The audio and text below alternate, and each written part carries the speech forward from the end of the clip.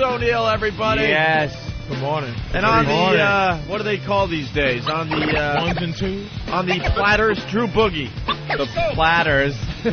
Spinning the hot wax. Spinning the hot wax this morning, Drew Boogie in studio. Right. Funk place. Wow, this show just, it's too black today, man. Not really. Between Patrice O'Neal and his spin on life, and Drew Boogie spinning. Light-skinned. You think Drew Boogie's blacking up the show? Yeah, he's like a Latin kind of look there. Hawk blacks up the show more than Drew Boogie. He could be Dominican. I could be. I'm just light-skinned Jamaican. Are you Jamaican? Yeah. Light-skinned Jamaican. How does that happen? Wow. Jamaican. There's a lot of mixing going on down in the islands. Which one of your parents, was doing the wrong thing? It was the grandparents. Oh, the grandparents. Yeah, the parents came out all mixed up. What? So you got that one relative that's really white that just looks out of place? But there's a lot of white Jamaicans down there for some reason. There's white Jamaicans, Chinese Jamaicans, the old school. All right, let's slow down with the Chinese Jamaicans. No, it's true. All right. Chinese Jamaicans. I can handle no MSG, man. I got cousins named Woon. Shit like that, yeah. Really? Woon. You look like you might have a little Asian in you. Yeah. Do you? I hope not. You hope not? Oh. Can I get a number 3 with extra duck sauce, please? Okay, delivery be there in 10 minutes. We're off to a good start. Delivery. A number 3, please. With the egg roll, please. Light-skinned Chinese Jamaican. Give me the bumper cloud duck The world is sauce. coming to a complete stop. Sometimes you see some guys that are, white. They're white guys. Yeah. You see it on the news, and it goes, the black activist, and they give a name, and the guy walks out, and you're like, wow, that guy, there's no trace of black in him. And he's talking, about the cause and everything, and he gets up to the podium, and I just look and go, oh, my God, how many guys like that did I just say some inappropriate shit in front of over It doesn't really my matter. life? Because black people are the only people that don't vote for their leaders. Yeah. Our leaders are, somebody told us that's our leader. All right, Chinese black man is our leader, no problem. You got it, googie nigga. It's all up to you to know the plight. You're the man. It's weird. We don't vote for any of our leaders, man. No. Nobody says, okay, all right, Al, that's Al Sharpton's all right. Yeah. Cool, nobody else. He's the guy. All right, well. What the fuck? Why is that? You guys need some strong motherfucker to just step up that can really, pull everyone together. Well, everybody likes this Obama guy, Yeah, young but kid. his name scares the shit out of white people. Yeah, but he has the... Obama sounds like Osama, fuck him. Yeah. Osama, That's what people are saying. Obama sounds like Osama. No, not too much. That ain't winning. That's like, Badolf Dittler is running. Let's fucking let me cast my vote. Badolf Dittler. That's a good guy. I look at his platform. It's great. The guy agrees with everything I say. But you're gonna pull the fucking handle for him? Joseph Singular. Yeah. He really should change his Joe name. Singular.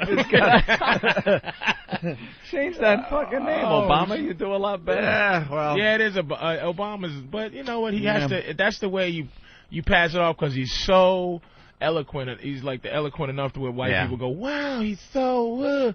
But he has that name that black people go, "Okay, brother." Well, the Colin Powell, that was Whitey was ready to just cast the vote, just to look good and go, "Look, see what a good guy I am." And then he fucked up with Bush.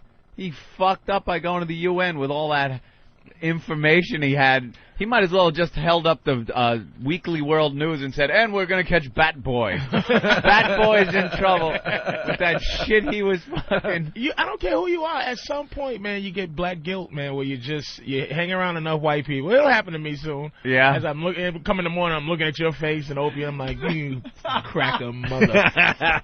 You know what? Fuck this shit. Fight the power. I got too many white friends.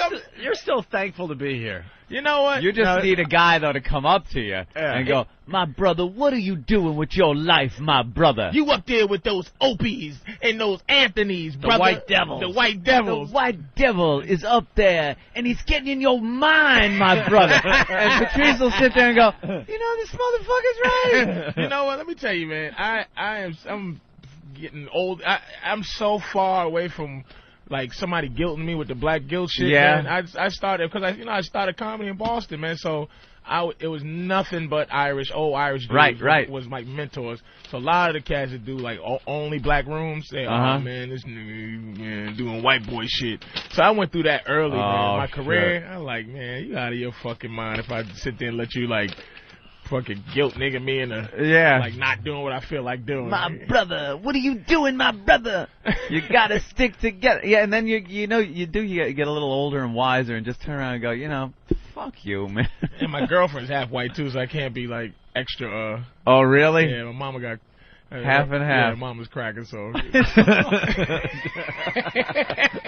gotta crack her mama. Totally white mama? Totally white. Oh my. White as can be? White mama, boy. Like, Patrice, what are you doing, my brother? What are you doing with that half a hunky? I only messed with one white girl in my life. Like actually, hung out with her, and she felt she was starting to fall in love with me. And what happened was, the black Israelites. Those are some angry motherfuckers. This girl was a trooper because she would come in and go right to the room and just take her clothes. It was just genius how much of a trooper she was. So she would just go in, take clothes, and just be ready. But at some point she started to catch feelings how women do, man. So she said, because she used to come in, take the train over, and take the train. Wow, a trooper. The convenience. And she was around for a long time, and then finally, I said, let me give you a ride in the city one day. I was feeling good, and I dropped, the Israelites. Yeah. read that, and crackers, eyeballs, be looking at you, and Huggy's breath stink, so she dropped. We had kingdoms built up before white man was crawling out of the caves. On their hairy bellies. Read that passage, brother. The Neanderthal evil devil. So what happened is I was going to kings. Caroline's to do a show, and there's no parking count, but it was a perfect parking spot right there. But the Israelites was doing this. right where you're right parking. There where the white girl was in my passenger side. So she goes, they go one there. I go, I think I'm going to park. Because sometimes that's, no, it's Sunday. You can park there all day. Yeah. Listen, crack, I can't park there. Look, take a look at our brother over here. Diluting the blood of our princes and princesses, queens and kings. You just want to do a stupid comedy gig. I just want to go downstairs, man. I couldn't let her out the car when they was like, see? And I had the red caddy at the time, the big red caddy. I've been in the red caddy. I just look ridiculous. What are they going to tell you? What are they going to fucking, you can turn around and just go, motherfucker, she takes the train. What are they going to say? The first day I decided to help this hunky, I should have said, get out the car, parole officer. Giving it all shit. I'm sure you put lye in your hair to straighten it out too, my brother.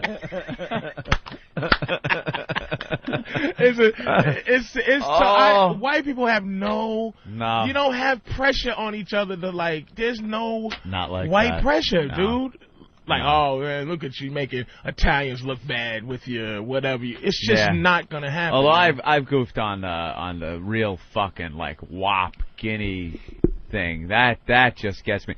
And for some reason, it's completely accepted on television. Where if you put black guys on TV going, well, let me tell you about KFC, motherfucker. This should be some fabulous fried chicken. And niggas would be like, what? They'd be going, what the fuck? You'd see a protest in front of there. But you could get the most Guido motherfucker going, yeah, the fucking Olive Garden. My friends are visiting from Sicily. All the fucking garlic bread you need. Just acting like, there should be a parking lot full of Camaro Z28. Wait a minute. But I'm sitting there going, and what's the problem here? Yeah, problem? I thought that's how you talk. Hey, the fucking olive bread. Hey, come on, Maria, get in the fucking car, you cunt motherfucker. I love Wait a minute, but our Italians sitting there going, see, this is some bullshit.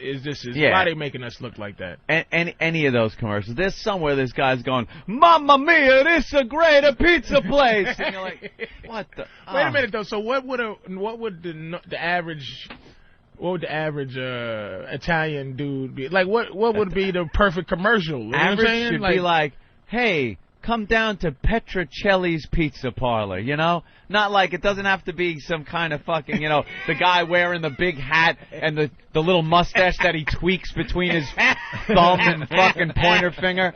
Oh, mamma mia, this a good pizza pie. Gooda. You know, yeah. A gooda. Just add the. Any of that shit. Gooda. Delicious. It's like, you know, a bar with an Irish guy, you know. Hey, glory be, come down and get drunk like all of us Irish folk do. My boy, he's Jamaican and he hates, he can't stand the hooray beer guy. And like, when you're not the ethnic group that you don't know who is like, okay, black, like, I bet you if you do watch, hey, motherfuckers, come get some chicken, it's mad grease on it, right? People watch laughing like, I love this commercial. Black people like, I know I just didn't see the dude go, nigga, come get some mad grease. So it's like, I'm watching the hooray beer guy, and I'm like, you know, he's like, do, hey, hooray beer, you know. Hooray beer. You know, red stripe. And it's like, and I'm sitting there like, I love this guy. And my boy's Jamaican, he's like, man, this motherfucker, I want this motherfucker dead. Yeah. But I'm like, okay, so then that Damian Marley song come out, and Welcome to Gem Rock, right? And I'm like, is that, like, now I'm asking him, am I allowed to, cool? like, is he, and he like, nah, that's, you know, that's Bob Marley's son, that dude's, you know, I guess Bob Marley's sons across the board just get respect, right? Right, yeah. But I'm like, okay, I'm not sure because the hooray beer guy didn't look like disrespectful to me. I'm like, oh, I like this guy. Nice he's guy. Dancing, he's a nice guy. Funny. Wouldn't you like to be there, have a red stripe? Yeah, have a red stripe. He's and, there. Yeah. That's what I want to do. And he's like, I'll full out ass Jamaican. I'll kill this nigga, man. And it's like he really, and I'm like, I don't know. You know, so the Olive Garden thing is like, come here, you fuck, it's and I'm the group like, that it's whoever the group is, because the Olive Garden commercials do. They get me like, just a bunch of greasy wops sitting there just being completely stereotypical. And but anybody else watching just goes, I'll go down there. You really care, though. Shitty food. You really care deep down. No, I don't care where it's like I want to go and kill the motherfucker. Right. But it's you're like I get more pissed that there are other groups, blacks especially, that you just can't do that with. The closest thing is like the Kentucky Fried Chicken commercial, where the old school guys are going, back in our day it was Kentucky Fried Chicken. Because they call it KFC now. BET, if you watch BET, and there'll be 1,000 different commercials. Malt liquor? Other than, not malt liquor, there'll be like McDonald's and stuff, but it'll always, the new black thing is to make it jazzy. It's a jazz feel, like, 2 old beef patties, special sauce, lettuce, chicken. Oh, yeah. Come on down, get a delicious burger, because it's fruitly doodly. Oh, sizzling, yeah. And the voice of the guy, come down to McDonald's today, you get yourself a... Yeah. It gets a little, it's not like so stereotypical, look at this fucking... Oh, man. Someone just won $340 million. Look at this. He dressed for the occasion. Holy crap. That guy is wearing a... Where's the guy from? Oregon, I think. Oh, all right. I'm sorry, dude. I try to keep that out of my life. You played the lottery? No, I don't. It's just because there's too much pain. It's the dream. And you know, a guy with no money is a guy that when you hear poor people talk about winning the lottery, they go, what kind of car would you buy? It's like, I just don't want to get, like, I guess I start getting really deep into the lottery dream of what I'm going to do. You can do. Surprise my mother with a house and a Beamer, and it's just like, let me not get into that matrix, man. Because then it's just disappointment. Now you're disappointed like you actually had a shot at that shit. Yeah, I just don't. So I took me right off of that 3-4. I'm sorry about that. That shit is... That's okay. It causes me pain, dude. I'm telling you, man. Oh. All right, listen, why don't we go to the phone here? Our buddy's checking in. Jimmy! Hi, guys. Jimmy Norton, live from L.A., everybody. Oh, Jimmy! Out there morning, filming Jim. the HBO series. How's it going, Jimmy? Good. And Patrice, believe me, I think your mother is helping you hit the lottery, too. all you have done in this business is fucking isolate people who like you. Not really. We still like Patrice. I love you, Pumpkin. I know it's going to turn eventually, but you'll not like. I just can't stay like. That's why it's like, okay, thanks for asking me to come in once a couple of months. I love Patrice. He's one of my favorite people ever. And I'm listening to this whole conversation, and you're the worst representative for black people. You're not a good black guy. I'm a great black guy. See, I'm a newfangled black guy. You're Samuel Jackson's friend in school days. That's who you are. Which one? Oh, the one that goes, yeah, sucker. I'm just a bad human, but I love black people. One thing I don't is that there's no, like, okay, there should be a group of white people rising up against Norton for what he is. You know what I mean? Like, this is not who we are. We are not creepy little mushy aliens from big poke-eyed doughboys. We're not. There is a group rising up against him. It's called All Women in Los Angeles. Are you getting laid out there, dude?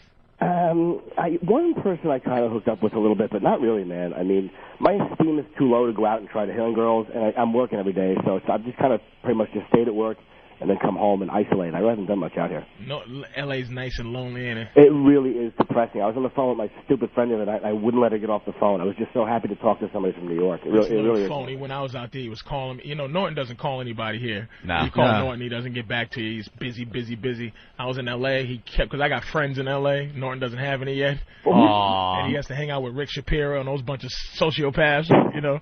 So he's like, hey, man, what are you doing? You should have heard him, like a morning DJ. Hey, I'm out here in L.A. Come on, hang out. And fucking Patrice gives me the worst Patrice blow-off. This is how he blows you off. You're like, hey, man, what's going? You talk for a minute. He's like, hey, man, are you going to be opening your email later? Or, hey, are you going to be around a little bit later on? Or you want to? Are you going to be hungry? In other words, always a little later. In other words, not now. Yeah, a little later never comes. Hold up, Jim. Hold on, I'm gonna call you right back. Like something urgent just came in. And there's nothing going on. I didn't hear like a little quiet like someone gets when they get a phone call, so no one's calling him. He just is done talking to you, and he fucking can't just say it. Everyone is you're just an awful friend. No one likes you. I love you. We love you, but you're not a nice person. I'm out here alone, and you could have called me. And fucking Keith comes to the Improv. And Keith is just an embarrassment, because what he'll do is he'll try trashing you just to show how comfortable he is when he's fucking terrified because nobody cares about him in Los Angeles. He really does get confidence off the back of his friends. Really? Look at your coat. Ain't that funny, Damon Wayans? Hey, Eddie Murphy, look at his shoes. Good one, Keith. Are you cracking on my feet in front of Eddie Murphy? You fucking pussy. So that piece of shit. As soon as he gets out here, he tries to show people how free and funny he is, but the only one he's comfortable enough shitting on is me, and it's embarrassing and it's uncomfortable. It's nothing worse, and it's so true. Look at you. Your head's big. Prick. Yeah. Hey, Jimmy, we had Voss in the other day, and he came in to hang with us, and everything was going great, and then he just attacked all of us for not showing up at Caroline's for his post-wedding party. Really? Yeah, and he said it was a big deal, and we should have been there, and it was his official wedding reception for his New York friends. Really? He pulled out invites from Ben, Steve, and Master Poe. They said they were going to attend, and they never showed. So he's calling everyone out like crazy. Yeah, he brought on the in show. evidence. Well, first of all, he's lucky Ben didn't show up, or he'd owe like 3 times as much as he did from fucking what Ben would have, the damage he would have done at the bar on a fucking Thursday for free would have been a major problem. It would have been. Nothing on that one. All right. Well, I was helping you. I was going to say. Nah, it's all right. I was going to say, it would have been ugly. You know. We understood. We understood it even before you went into the explanation. After what the part that should have got the laugh. I sensed it had nothing, and so I figured just keep talking until someone else. Right. But he was very hurt that we weren't there. Really? Very hurt. It's 4:30 in the morning in L.A. I know. What are you doing up, Jimmy? Fucking lonely idiot. Listen, mate, I'm going to bed soon. I have a late call. We had to be at 8 o'clock in the morning yesterday, so I have a 1 o'clock call this afternoon. Hold on. A call, Patrice, is when you have to be somewhere else. Okay. Hey, Jimmy. I'm kidding, babe. You know I'm kidding. Babe. How's the shooting going? It's good, man. It's fun. Yeah. How many in the can? 4. We're shooting the second. We're on the fourth one now. All right. So it's going very well. All right. How's that doughy skin under those TV lights? It's maintaining. I'm not in enough scenes to like to do any damage. You know, I just kind of show up, and by the time it heats up, I'm finished. Hey, Norton, yeah, you got a nice sponges. Hey, like a pizza dough. Like a pizza dough. That's what a Jimmy's like, with the too big of pepperoni eyes. Can you picture Bob Kelly throwing me up in the air? Angry baby.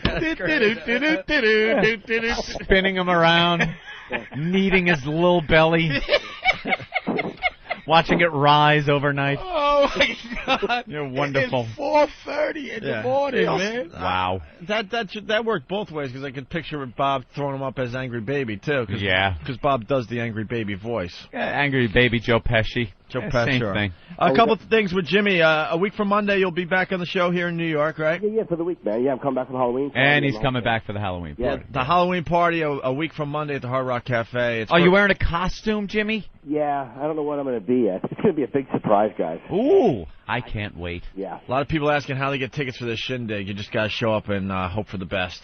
Where's it gonna be? At the Hard Rock Cafe, Halloween night. Yeah, maybe. Here, over here? Yeah, we got 3 tribute bands. We got 2U, Brother Joe's U2 tribute band. Then we had the other bands in yesterday, the Rush tribute band and AC/DC tribute band. Yep. So it's going to be great. How were they? It was awesome. We had a good show yesterday. It was fun. And then we're going to have a costume contest and all that. If you're going to the Halloween party, you got to have a costume that has something to do with our radio show. Yeah. A little twist on the whole Halloween costume thing. Really? Well, maybe somebody could show up and just not talk to me when we're in a different state, and they can go with Patrice. Maybe that would be nice. I really needed to when I was out here. You son of a bitch. You have all the connections. And then tonight, Jimmy, is a big night for you. Yeah. Well, I felt bad yesterday. I was going to call in, but I was so depressed when I woke up, and I was like, I couldn't just call a plug. I kind of felt like fucking guilty. Like, I can't just call and plug. Why were you depressed, Jimmy? Oh, I don't know. The guilt's over now. Plug away. Tonight, midnight, HBO. Yeah, HBO. Oh, that's your special. That's right. Yep. HBO special tonight with Jimmy Norton. Hey, have you noticed any difference in yours? Like, I haven't been talking to people. Like, have you noticed like all of a sudden the phone rings more, or is it just pretty much like people who saw it, and who didn't? No, your phone will ring. Just the people who really like you, you'll hear from. The parents and shit like that, and some friends. Yeah, but my mother already had the tape, so she saw it, and she was just. I can hear you hate when you know somebody so well and you know they're disappointed. Oh. And my mother she just goes. Yeah. Oh. Cause your mom did that to you? Oh, my mother just does not fuck around. When she just goes, she can't lie to me. Because you're despicable to women. Yeah, and she just and she got to work with people. You know what I mean? And a lot of people know her as my mother. Yeah. You know, whatever. And she just went. And here you are, this misogynistic embarrassment. Oh, just because she really hasn't really interacted with me in the last 8 years in terms of living with me. So she just didn't know I've developed this to be a complete ass. Wait, did you ever tell them? I don't mean to interrupt you. Patrice is the greatest. Did you ever tell them about the fat bitch from the Wiz? Wait, what? Don't. Wait, what? You laughed through it. I didn't even hear you. Let's just say, look, she doesn't listen to this show. A girl that he used to see, and he referred to her as the fat bitch from the Wiz. She used to work at the Wiz, and when I first moved to Jersey City, she was the first one to receive your seed. Yeah, she's the first one, and she was great, man. And we call her the fat bitch from the Wiz. And I used to live up the spiral staircase. I tried to sneak her in the sneaker. She was at least 400 pounds, and and she just, and my roommate, you know, he was on the phone. This would kill me. He was waiting on the phone because he heard me sneak a girl up. So he's really like one of those guys that go, I'm gonna peek at the girl coming out. Yeah. So he was standing there on the phone talking, right? And I come down and I was trying to sneak her down. He was right there and I couldn't do nothing to mush her away.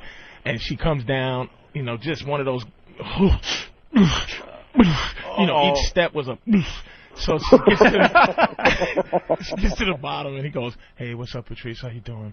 And I go, fuck. He didn't laugh or nothing, so when I got her outside, I came back up. He was on the floor in tears laughing at how big this girl was. Like, she was, you know, but I never even, I never said her name. I just called her the fat bitch from the Wiz. That was the best part. You were like, what are you doing tomorrow? He's like, I don't know. I might call her the fat bitch from the Wiz. No name. But there was no malice in it. It was just, this is what she is. She's a non-person. She is fat. She works at the Wiz. Yeah, she was. Where's the problem? It was just bullet accuracy. I'm trying to do better now. Wait, hold on. Did you always take her upstairs to your apartment at least and show her like a dignified time? No, I took her in the basement sometime. This fucking piece of garbage would take this Oh, the apartment building basement. into the apartment basement and jerk off on a mattress in the basement. What? You had a mattress in the, it was just some old mattress. It was just like down there? in the basements, mattresses. I put two. It was two. Somebody left office desks down there. Yeah. So I pushed the two office desks together and laid a piece of wood and then put some on top. It's like where Al Qaeda holds their prisoners. That's what it was. It was like It's like a serial killer's lair. It was like Guantanamo. Wow. And it was just because I just didn't want to bring her upstairs and go through the. Yeah. She was, and you hate to really, it's because it sounds so disrespectful. Yeah. But you know how you do with your friends. You know, I had a fat bitch from the Wiz, but she was such a trooper. Like she was good in the sack because she had to be, and she was probably one of the best. Gave the best head in the history of head, man. She had no problem that you would treat her like that. But that was her. That was her. And the thing about it, what was great about it is that she saw me with this girl like that was a little bit pretty in her, and she called me and said, "Look, I got jealous." She was so businesslike. She said, "Look, I got jealous, and I realized that I'm starting to catch feelings. I'm not going to call you anymore." And she never talked to me again. Wow. She was because she's a fat girl like that feels like. You know, that's the beautiful women are the ones that stalk you because they're like, "How dare you mother of you? How dare you leave me, you cocksucker?" And this one was like, "You know what? I saw this girl. She just looked way better than me. I'm a fat bitch, and I got to go. Thank you very much." Wow. What do you think she was thinking when you got to your apartment and you didn't have the human decency to bring her up the steps like fucking cattle? You took her downstairs. Well, we had already established like the filth. Like we just did. We would do it in the car. It would never be, it never was intimacy was never established. Yeah. But no movie date. No. But how do you size up these girls? I mean, you're with these girls and you're bringing them back to your apartment. What is the criteria to make it upstairs to your regular room, and what's the criteria to go down go to the basement? dungeon? Anybody that is after a long career manipulating, because my self-esteem is low too. But this idiot. He knows too. It's just like imagine what he does to women too. Fucking suicidal maniac from South Jersey. Dude, at least I have the guise of dignity. At least I say good. No. At least you say you do, you asswipe. You shut your face. You masturbate on a girl who made $3.35 an hour in a basement. You're a fucking entertainer. You spend thousands of dollars on watches. And he talked her into using that employee discount at the Wiz for a few items, right? You get what, 10, 20% off? What do you get? Hey, it's weird in a real dysfunctional way. She was a good girl. She was what you wanted. You need that. It was almost like this is really bad, but it was like it was a human jerk off. Does that make sense? Yeah. It's like if I thought of jerking off, I would think I was just gonna grab her and just have some. Right. You know what I mean? It was stimulation. Stimulation, yeah. You know what I mean? And she was visual stimulation. She was just available like that, man. And it's like, I appreciated her being available like that. Yeah. I'll give her car fare and things like that. And I'll give her gas money. See? What a guy. There you go. I'd give her gas money. Yeah. Gas money. That's wonderful. How fucking degrading is that? Hey, look, thanks. Here's a $5. It was better than nothing, you know what I'm saying? It was like, it seems disgusting. But I'm a decent dude. There's some women who just their job is to be, Yeah. You're a decent dude.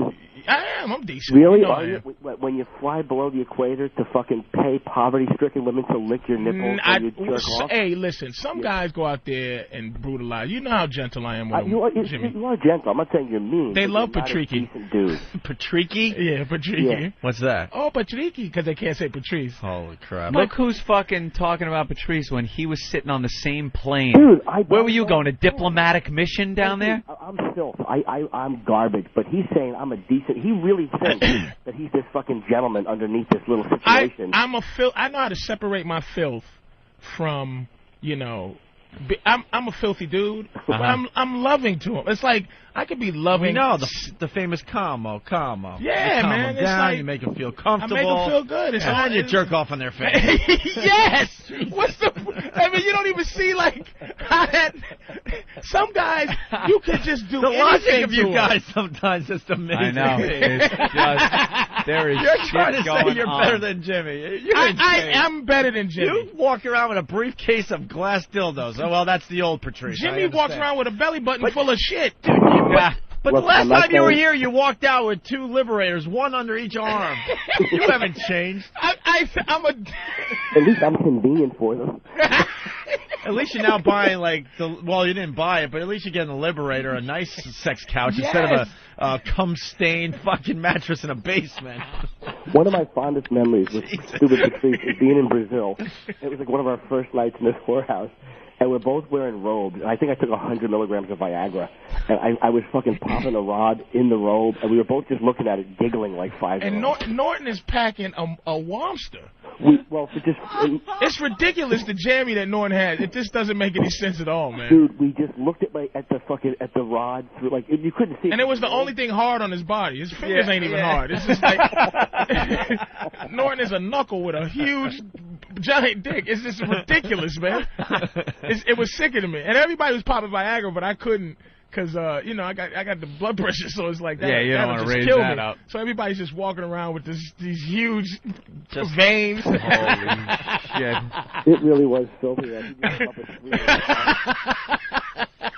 God damn, that's so fucking funny. Fucking cartoon money. Look at Anthony looking at this hurricane like my vacation. I'm just looking like, well, it looks like by now it's Tuesday? Tuesday. I'm fine, too. We're flying tomorrow. They're looking at this. Ant's flying today, and I'm flying tomorrow. Where you guys going? You go to Florida? I got to go to, I'm doing some diving, actually. Oh. I'm doing some diving. I got to get to Miami, and then I'm taking another plane from there. Dude, what the fuck are you doing? You're going into the hurricane. Oh, I know. I don't give a fuck. It's moving. Yeah, I give out a of the fuck, way. dude. I give a fuck. We've had good careers. I don't give a fuck. You be guys out of have the had way. good careers. I'm getting rolling. Let's not fucking do anything rash here. Why don't you guys just stay in town? I'm going diving with sharks, Jimmy. He said, "Don't put my career I in know. jeopardy." Yeah. Dude, I'm so like protective of these two. It's like just don't go anywhere. Like send the fucking weeks off. you know stay what? in the house. Hold on. He's so full of shit. I You know. know he's something there practicing how to run the show by himself. Yeah. He watches the buttons every time Opie pushes it. Oh, All yeah. right. He's Hey, got- come on in. This is Jim Norton show on XM. Hey, Jimmy Norton, I'm back. I'm too lazy to do that shit. He has a nanny cam in here somewhere. He's been taking video of everything. We're taking your phone calls. And now he's just looking at the tapes in his lonely L.A. room. I'm too fucking lazy to plan a coup. I just like to fucking show up and sit there and throw out the occasional joke and go, hello, check.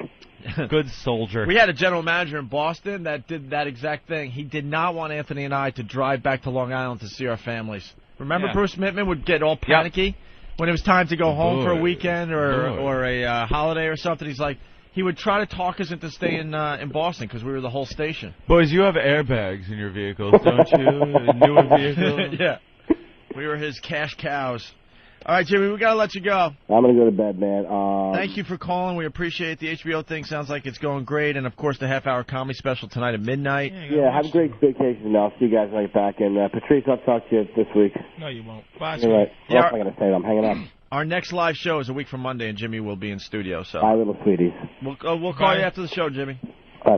All right, there he goes, Jimmy Norton, everyone. Bye, sweetie. Drew Boogie in studio. He does this before.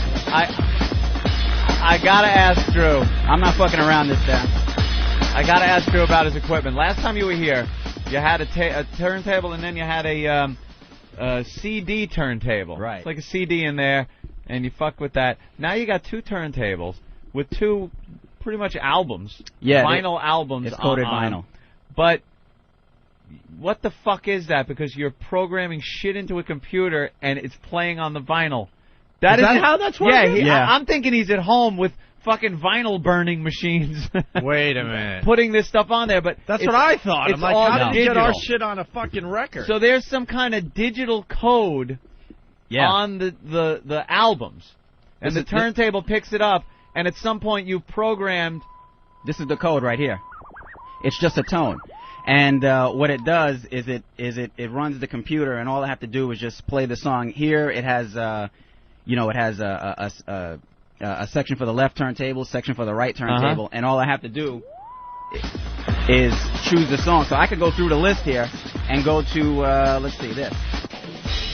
And it's the same vinyl spinning. It's and all of a sudden, what's on it changes because there's really nothing on it but a digital tone that now I can instantly change it. Yeah, the computer's doing it.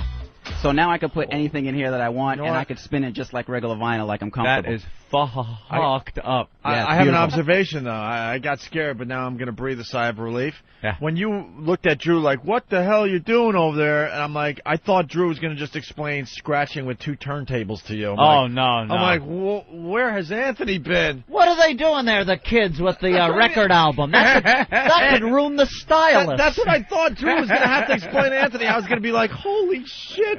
But I didn't see the computer. And it's the digital age, my friend. Because I saw him he hasn't removed the vinyl from the turntable. Right, and it's that's playing amazing. different His sounds. explanation, I still don't get. And really? It's like, I know what he's doing. I know what's going on. Right.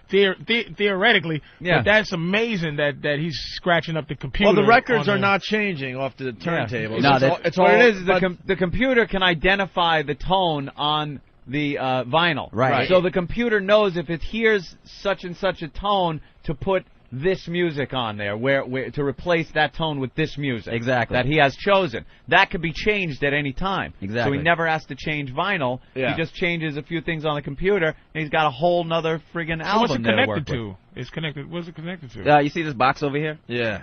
The turntables are connected into that. That goes into the mixer. That box connects USB to this Oh my God, laptop my brain here. just exploded. Thank you. And this is what the Fantastic. DJs are doing now Holy because crap. it's much easier than carrying vinyl. Instead of carrying a whole box full of So vinyl. this destroys records. This now. destroys records, except for the one company that makes these records. one the company.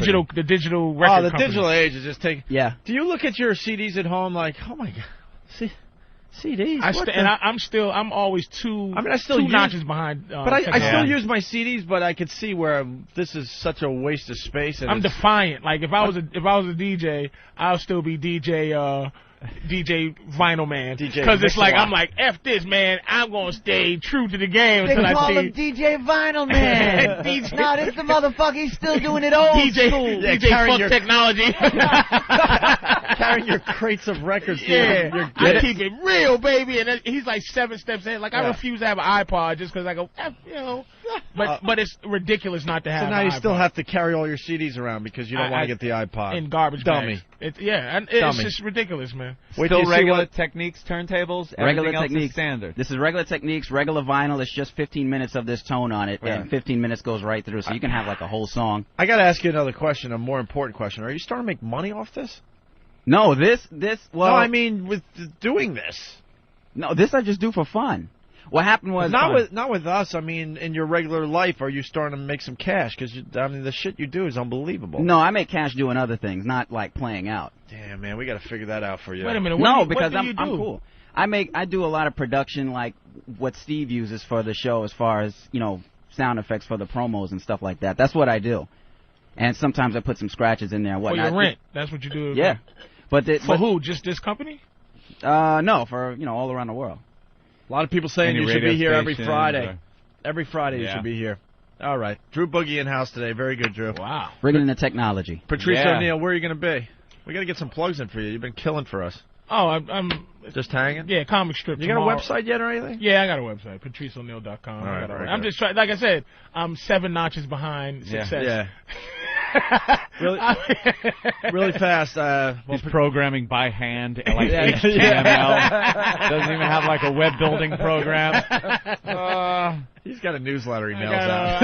I got dial up. Dial up. Yeah, let me get on.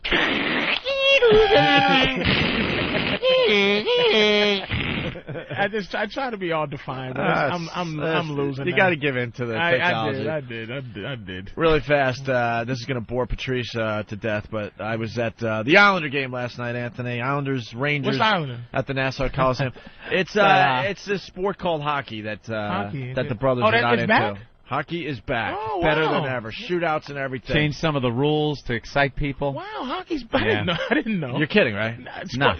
I never see Sports doesn't highlights. touch on it. I was saying the same thing the other day. Sports doesn't touch on it. Wow. I think it's gonna really start growing again because they changed a lot of the rules and made the game faster and more exciting. How's Gretzky doing? Is he They still got scoring? shootouts. No. Gretzky's actually a coach. He's coaching.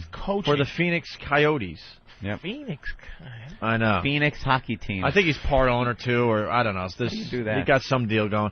But went to the Nassau Coliseum, which is just a shithole, an absolute shithole. They really need to build a new It's venue. embarrassing, man, because I'm bringing people to the game because I got 4 season tickets, and it's one of these things I'm doing, bringing people to the game. And they're from out of town and this and that, and it's like, this is your hockey arena? It's all dated. It's a shithole. The security stinks. The vendors stink. The whole layout is Dude, shitty. We're at our seats, right? It's Islander Rangers. This is a huge, huge deal in the New York area, right? Halfway through the first period, everyone finally got to their seats. Know why? They had lines outside the Coliseum that were like 50 to 100 yards long. People waiting on line to get into the Coliseum. And we got there around 10 to 7. Game starts around 7:05, 7:10. We're like, all right, we made it. And we were panicking because we were stuck in traffic. Mm-hmm. And by the time they let us into the Coliseum, we missed a goal. We missed the first 3 minutes of the period. I'm like, you got to be fucking kidding me. Yeah. I thought they shared the... They're checking for weapons and stuff, but they're not even checking correctly. It's like, will you just let us all in and stop this fake security crap? I thought they shared the Madison Square Garden, those two. I wish. I they wish. occasionally play there, and then the Rangers play in my time off, I was, Islanders. traveling a lot, so I got to go to a bunch of hockey arenas, and what they're doing all over the country, they got some great arenas out there. Knock it down. The concourse is nice and wide with all sorts of choices for food and stuff, and we got this shithole. You can't even leave in between periods to go to the bathroom because it's like cattle. It's like cattle in the concourse. That was you built can't for Long fucking Island. Move. It was built for Long Island years ago when, there's barely any people. It was just pretty much for Islanders hockey and some, if Charlie Daniels was coming to town, right. He'd play there. Right. And now it's just undersized. It's, like you said, the concourse that you have to walk around. You can't. It's so narrow that you're just banging into people. Right. And then I went to Stinks. opening night. You would think after not having hockey for, almost 2 years, year and a half, whatever, you want to figure out the math yourself, whatever. Opening night, you think you want to, give everyone a nice presentation.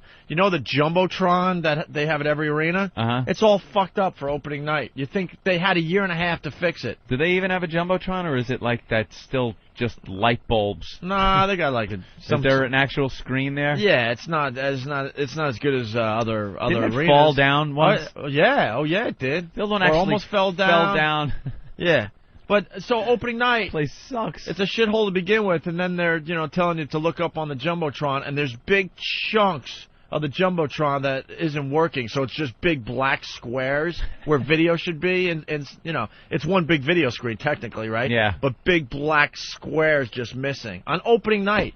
Knock it down. Opening fucking night. But the Islanders beat the Rangers 5-4 last night. The night before they beat them 3-2 in a shootout at the Garden. Very exciting. They're doing the shootout thing now this year, which is just amazing for hockey. Oh, no ties, right? No more Thank ties. fucking God, no ties, right? Well, they're trying. And at the Garden the other night, Mm-hmm. after regulation it was 2-2, so they do a 5-minute overtime, and the whole crowd could care less about the overtime. They start chanting shootout, shootout, shootout. And so it's one overtime and then a shootout. Yeah, so it's a 5-minute overtime. The overtime ends, it's still tie. The Garden goes absolutely nuts, and everyone just stands up and starts freaking out because it's like the first shootout. So you think that the purists love this or the purists don't? Are you a purist? As far as hockey, I think they should go back to the old days where they really roughed it up, bruised it up, let them fight. Goon it up, bench clearing brawls, let the third no more fighting in. now. They're trying to make it more about the skill and speed up the game and get rid of the fighting. Mandatory no helmets. Yeah, That's what I like. Yeah, I want goalies with no helmets. Better now, though. I don't want the plexiglass. Can I watch it? No. No, you're black.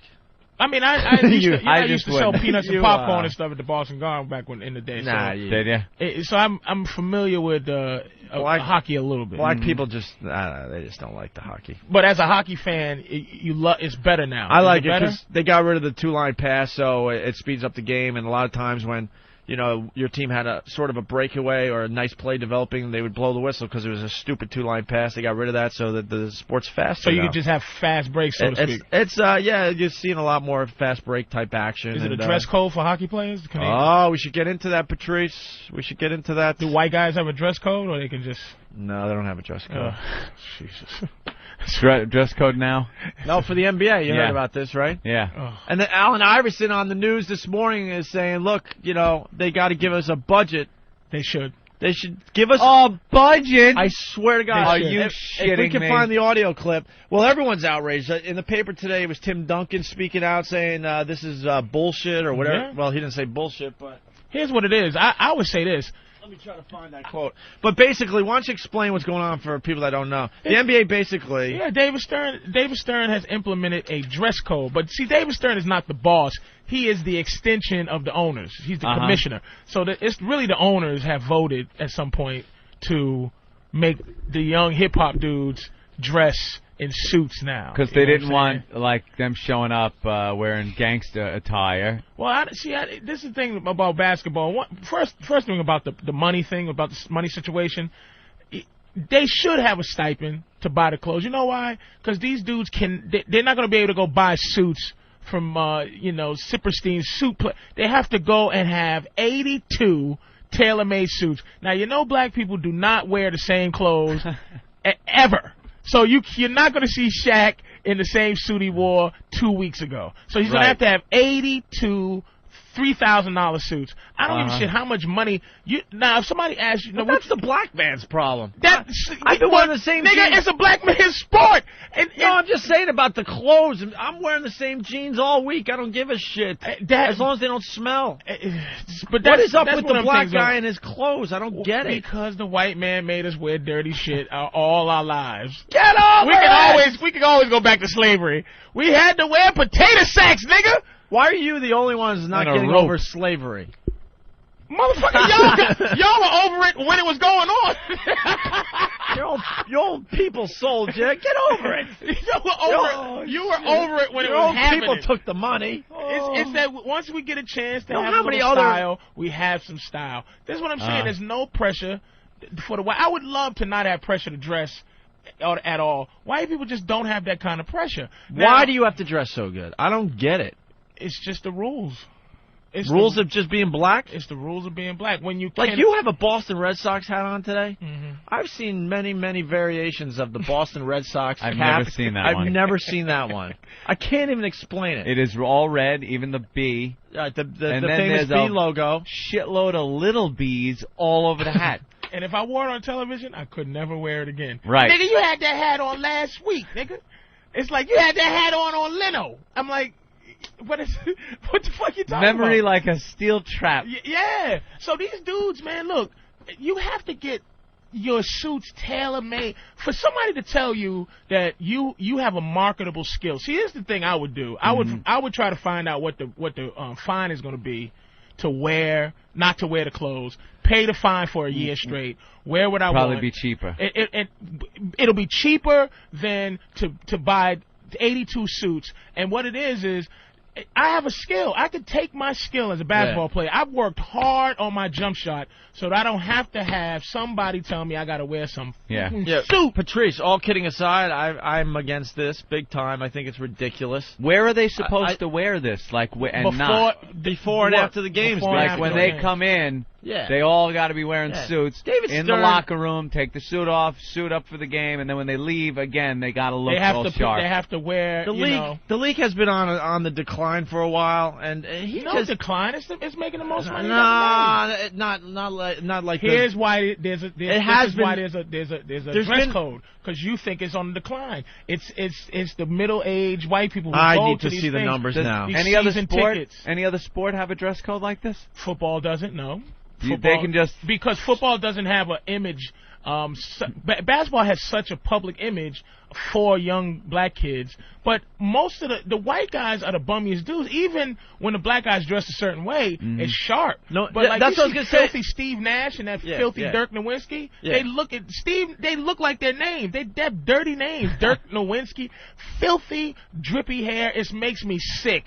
That's the weird part about it. You see these guys arriving for the games, and so they don't have suits on, but they still dress really nice. Are you joking me? What? A throwback jersey is $350. No, I don't see him. I see him dressing in. A lot of the guys do dress in suits already, or other clothes that are really, really nice. Dwayne Wade. And sometimes they come in with the crazy fur jackets and looking like pimps. I like that. Back in I like that shit. In the mid '80s, right? All the dudes, Jordan, Magic. Like I said, I used to work at the Boston Garden. I would see the guys come in.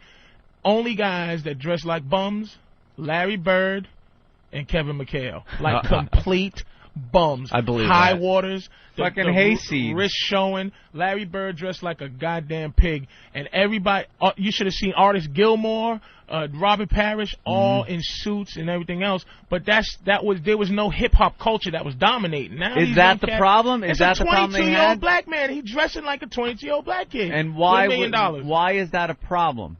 Like, I don't see if he comes in because there's a culture associated with hip hop that's violent and this and that and other. I'll agree with that. But I didn't hear one black dude calling in the other day with the gun with the thing shooting off guns. Oh yeah. Yo, son. Yo, I'm here in South Philly. Ready? Yeah. Glock 49 stole off this motherfucking cop. Ready? Listen. Bop, bop. Yeah, nigga.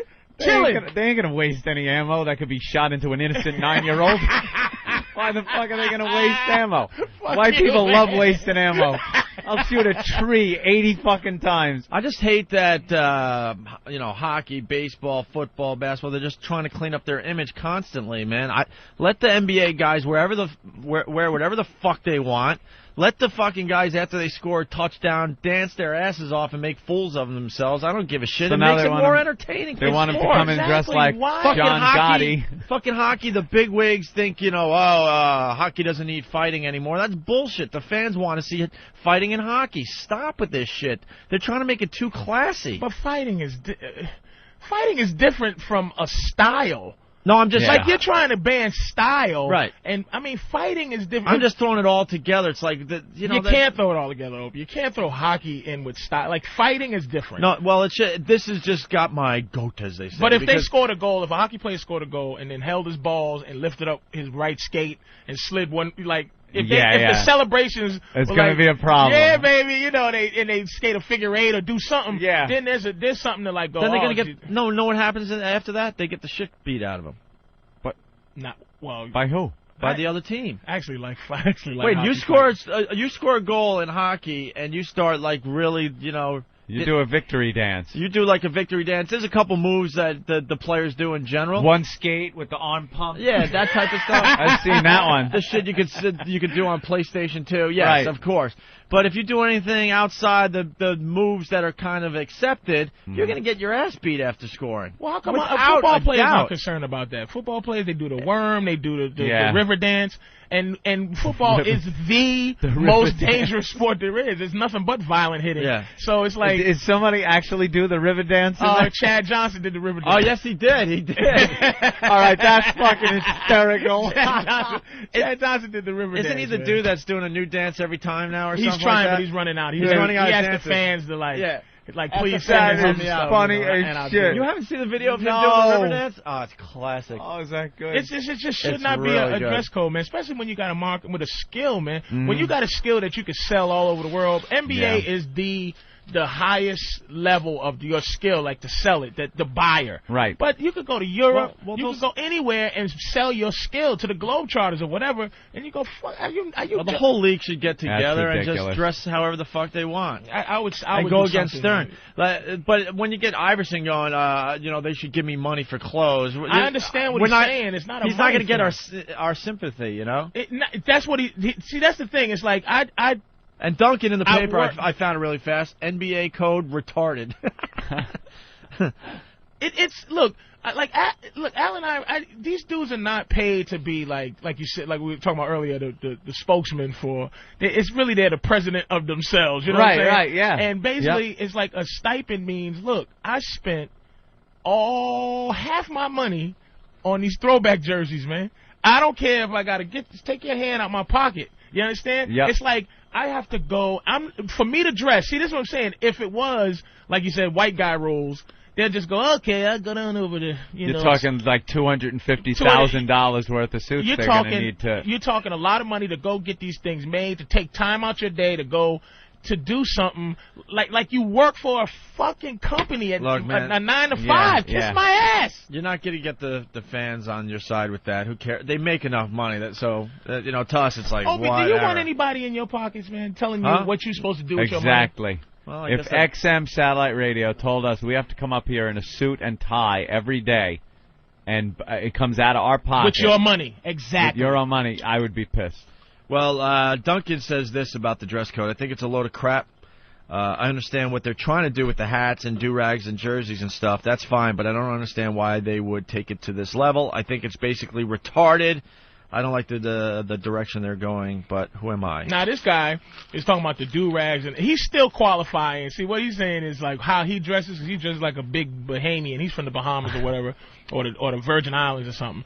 So they walk around in linens and, they dress retarded too. But he's like saying, well, look, I don't want to dress in suits, but I can understand you getting rid of this hip-hoppy thing, you know what I mean? But let them, I say, dress any goddamn way you want when you're worth $1 zillion, man.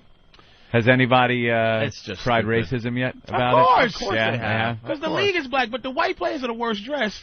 Yeah. But the league is black. The league is black, and the owners are white, and the owners dress like bums. And what's the game? Mark Cuban from Dallas. He's like, man, kiss my ass.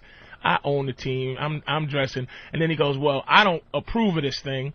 And then he goes, well, don't your players have to? He goes, yeah, they got to do it, but Mark Cuban's a really cool guy. I fucking own the team. I met that dude. I was lucky to meet that guy. He's a cool guy. I like Mark Cuban. He's like a real renegade. And he's insane. He's like a billionaire that's absolutely insane, and he's just playing.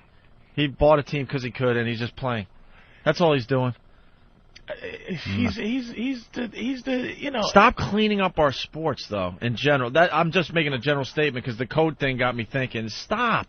I say I don't know. That's why the X Games and these other sports that are coming around, they're getting very popular because people like to see the down and dirty shit. The dirt. Let me tell you something, man. I like to see the dirt in my sport. I like to see the fights and everything. Yeah. Are you a football fan? Yeah. I like my Jets, but look, football has become like the rules and the God and the G. Like when I played football when I was younger, if we hit somebody and he fell and he didn't move and was paralyzed, we didn't hold the other team's hand and pray. We used to all hump in a circle over him and say, yeah, motherfucker, get up. Look at his leg twitching. He's paralyzed.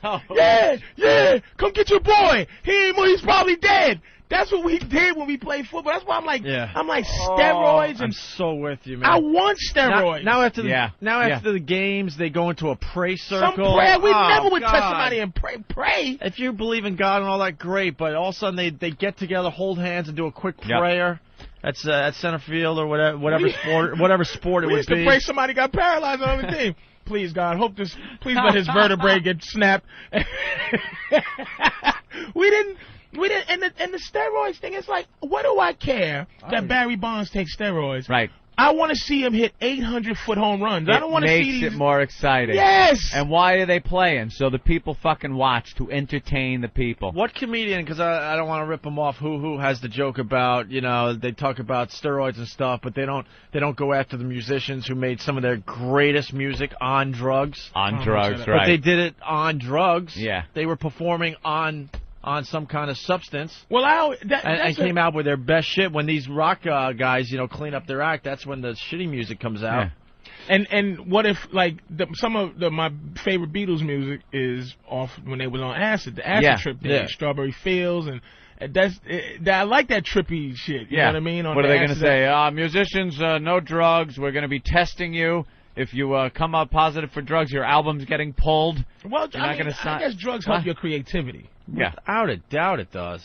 Mm-hmm. But I guess steroids will help if you don't take steroids and you playing football against a dude that does. Oh, yeah. You'll get your head smushed in. You're done. Anyway, to wrap up a little, I guess we're doing a little sports here. You hear what XM Satellite Radio is doing? The World Series starts, what, tomorrow night? Indeed. It's obviously Houston and Chicago going at it. It's Who pretty funny. do you like? It's pretty funny. The New York paper here, the Daily News, the sports section on the cover, shows 4 pitchers in the World Series that George Steinbrenner basically let go. Yeah.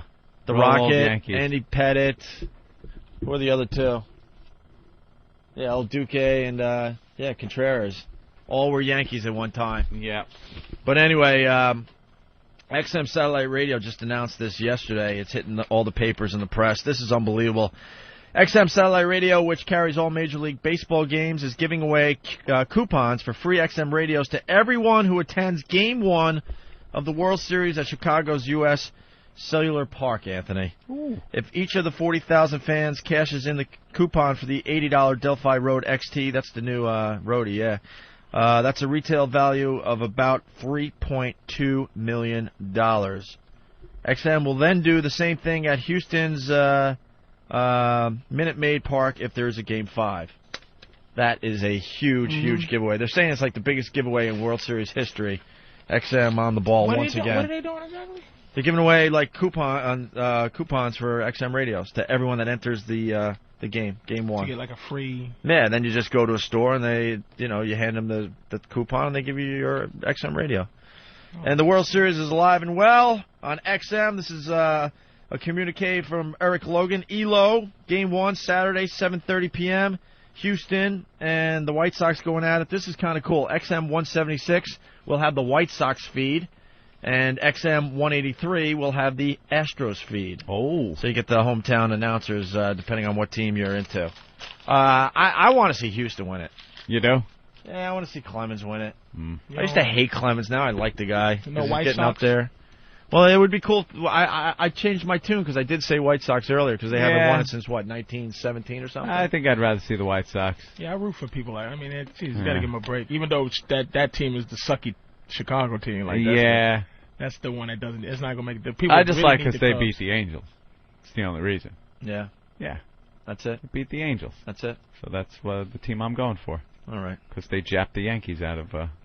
This started with me going to the hockey game last night. I got to just give you an update. I went to our restaurant last night. I bought a restaurant with my brothers. Right. I'm a silent part. I'm not going to lie to you. Here in Boston, right? On Long Island. On Long Island. In Huntington.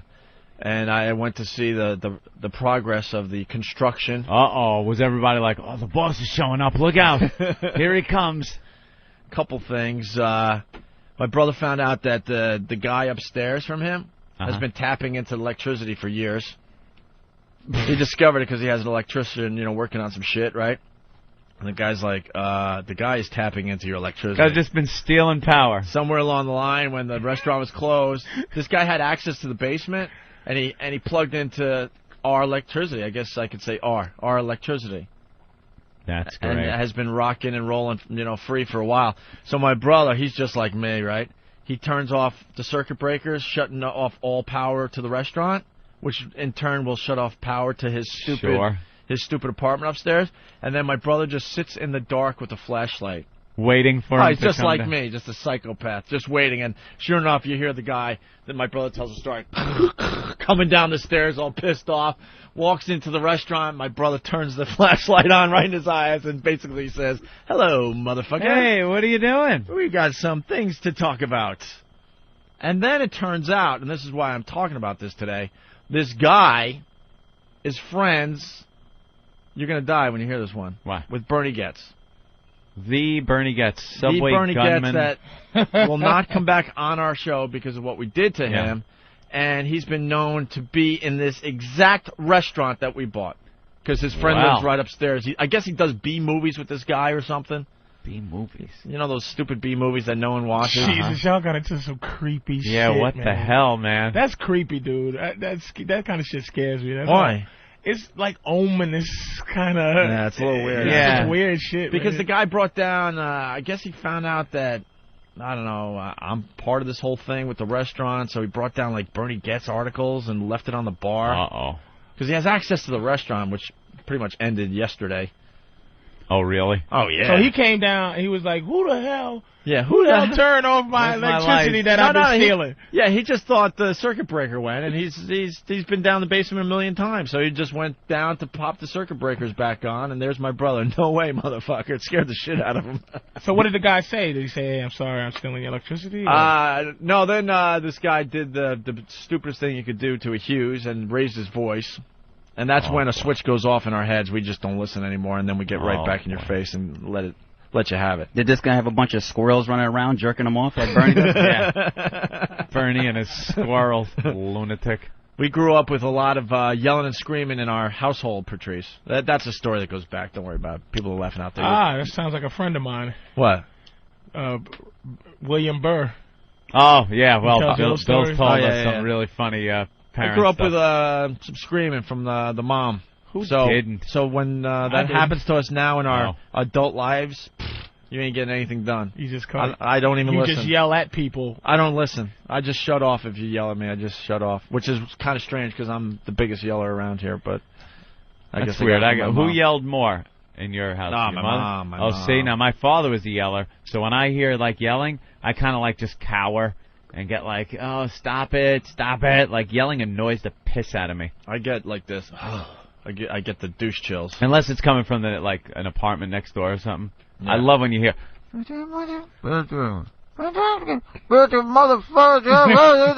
run for the glass and I put the glass against the wall and I'm listening. I love a good next door argument. Yeah. Love it. Yeah. I get all pissed. I try to find a closet that gets a better sound than that. Yeah. Wandering around. Love knowing what's going on. By the way, there's a lot of fans in Long Island. My brother's working his balls off. If you want to stop by with a pickup truck and haul some shit away, because people have been asking what they can do to help. Oh, boy. I don't know. He'll probably give you a gift certificate or, I don't know, something. What are you guys going to sell? What kind of food? Some kind of... It's all my brother. American something. Is he? We're not going Italian. He's not a cook, is he? American bistro. He's a great cook, actually. He's been in the business as long as I've been doing radio. He's really good. So, American cuisine. If you're in the Huntington area, my brother's at 400 New York Avenue. 400 New York Avenue. Stop by and say hi, either today or sometime this weekend. And if you want to lend a hand, he's looking for some able bodies. Opening? We were hoping for November 1st, but I don't think that's happening. And you guys Irish, right? No, everyone thinks that. You're not Irish? I'm a mutt. Oh, just a bunch of European. Just the most I'm a quarter Polish. Guy.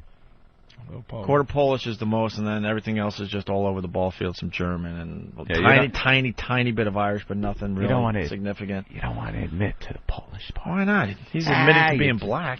I got no choice. You can fake it. Whitey can fake it. Well, that's what I'm saying. They can always just. Opie can go 100% German, and everyone will go, "Oh, hey, German." Yeah. Or, "Oh, he's Irish." Oh, Irish. Doesn't matter. And look at it, and he's from this mutt thing, and it's white.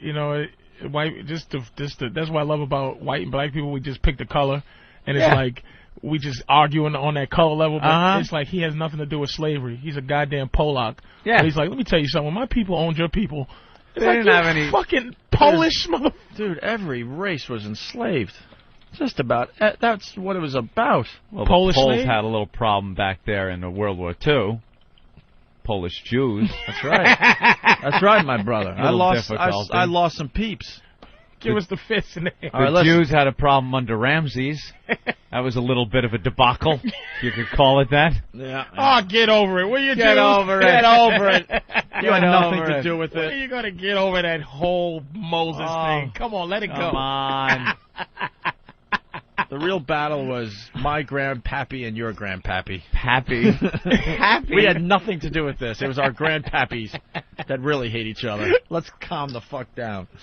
Hey, on the way to the Islander game, just to wrap this whole dumb break up, I took my brothers to the game, and I was talking to them about Baby Diaz. Right. Ronnie told that. Ronnie told an unbelievable story about Baby Diaz. Of course, Ron and Fez are on after us at 11 a.m. Here on the East Coast. Hysterical program. And I retold the whole Baby Diaz thing, and they were laughing really hard because it was something that just I found extremely, extremely funny. Ronnie, real quick, yesterday, I guess right at the end of their show, had a take on something that I had never heard before. Some guy called up to bash their show. Right. Calls up and goes, I listen to O&A every day, and they rule, said something like that, and I can't see why they gave you guys a golden ticket, because I listened, and you guys suck so fucking bad, and Ronnie just unloads on him and goes, well, you know something? You know something about your heroes? You know something about your heroes? We're friends with them. You worship them, we hang out with them. So how about that? And just, like, shut the guy up. It was a tack that I had never heard before. You like O&A? You're like, yeah. Well, they're our friends. We hang with them. You worship them. We're their friends. And they're doing quite well. Of course they are. They got their own audience. They're doing their own thing. We share a huge audience, and then they got their people that like them better than us. So that's just how it works. You go to the message boards, and there are people that are like, you know, I love O&A, but I can't stand Ron and Fez. And then you got the other people that love Ron and Fez, can't stand this show. But for some reason, the people that get bashed the most are the people that can really just sit down and enjoy both shows and the differences. Right. Like, they had a whole thing on the differences between O&A and Ron and Fez. And instead of just talking about the differences, it's like, well, O&A suck because they don't do this, or Ron and Fez blow because they don't do this. Yeah. Not just looking that the two shows are completely different, which is a great thing. Mm-hmm. If you have two shows on the same channel, you don't want the same fucking show twice. I find Ron and Fez hysterical. I listen on the way home. Hysterical. Different than us? Of course. Very different. That's why we like them. Yeah.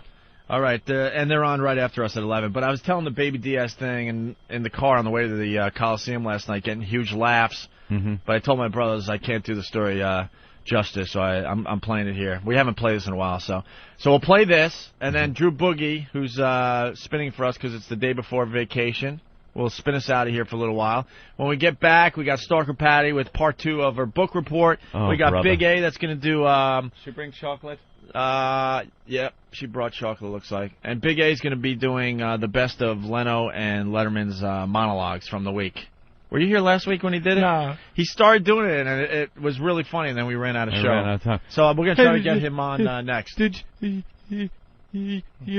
hear this one, people? You gotta hear him do stand-up. It's a wreck. Oh my God. Where did this happen? Where?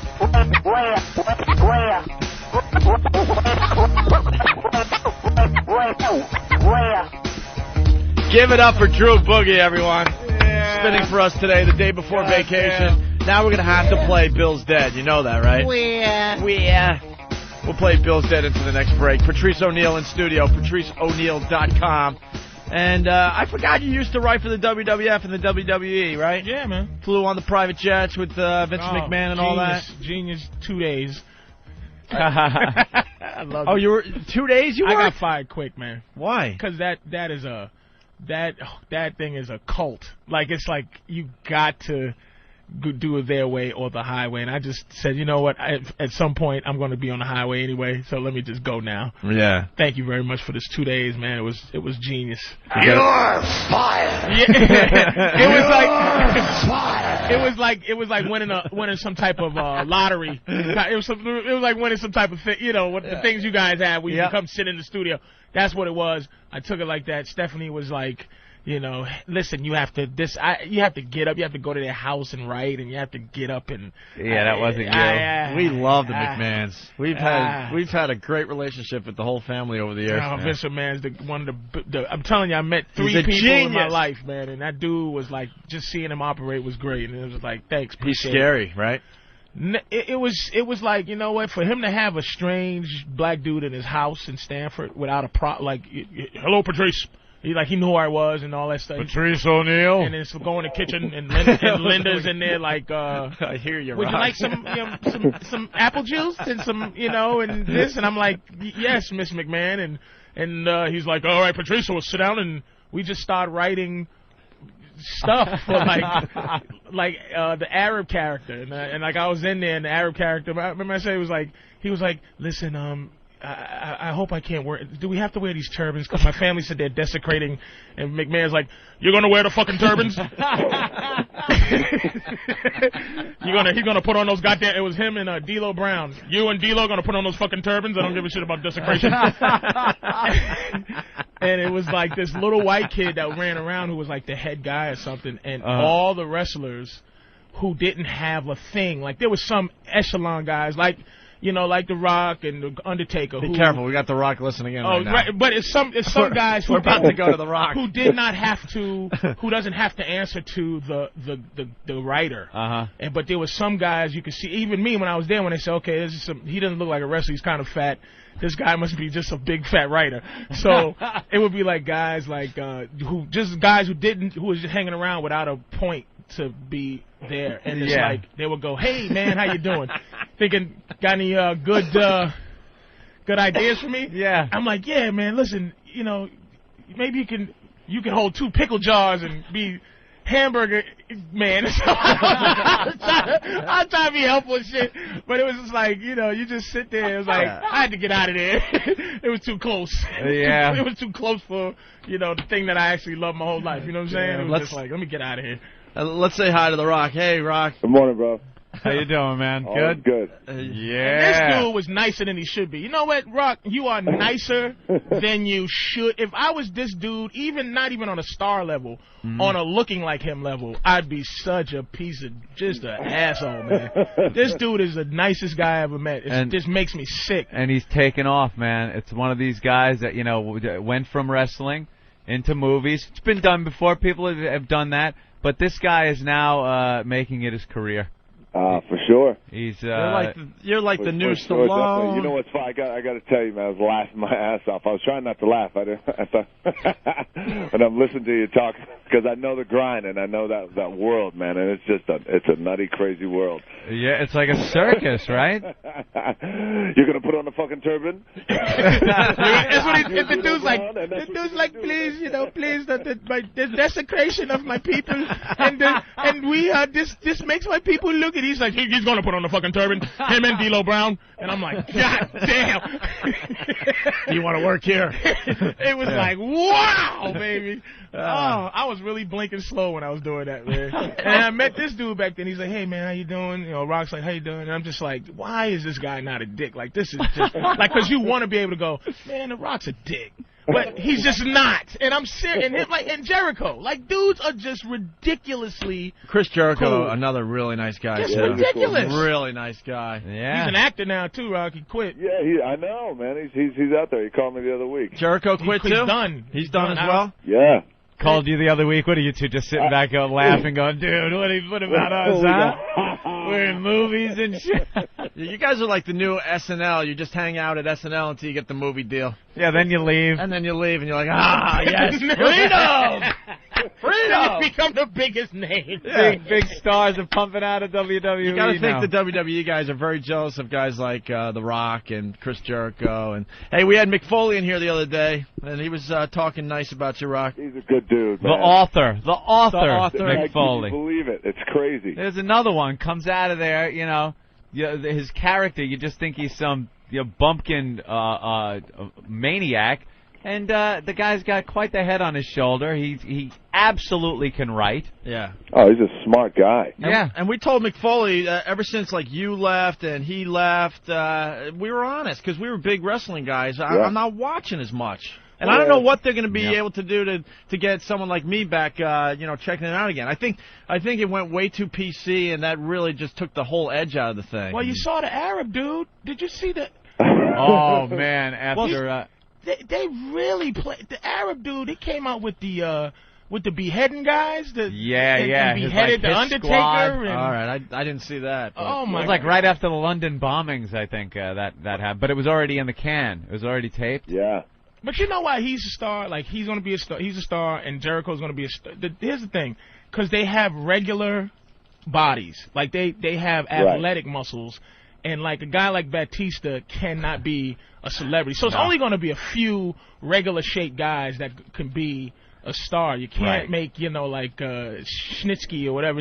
You can't make him a star because he's just too enormous. Yeah. So he'll always be like a background bodyguard. And there's or no real huge action hero. Body.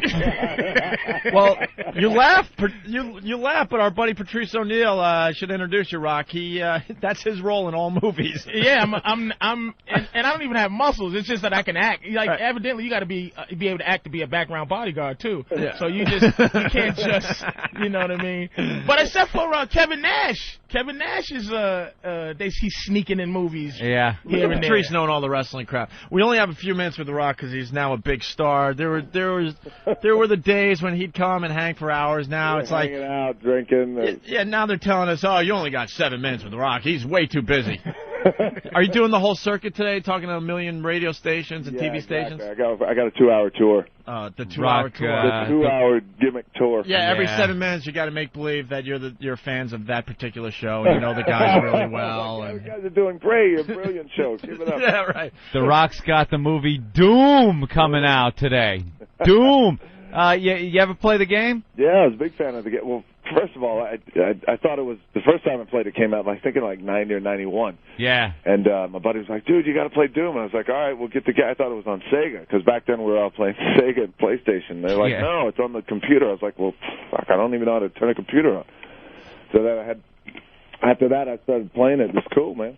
Yeah, that's great. a game that's evolved from just, what was it, like flat brick walls, and you're kind of going around corners and shooting stuff. And now the game, the last one that came out, just looks amazing.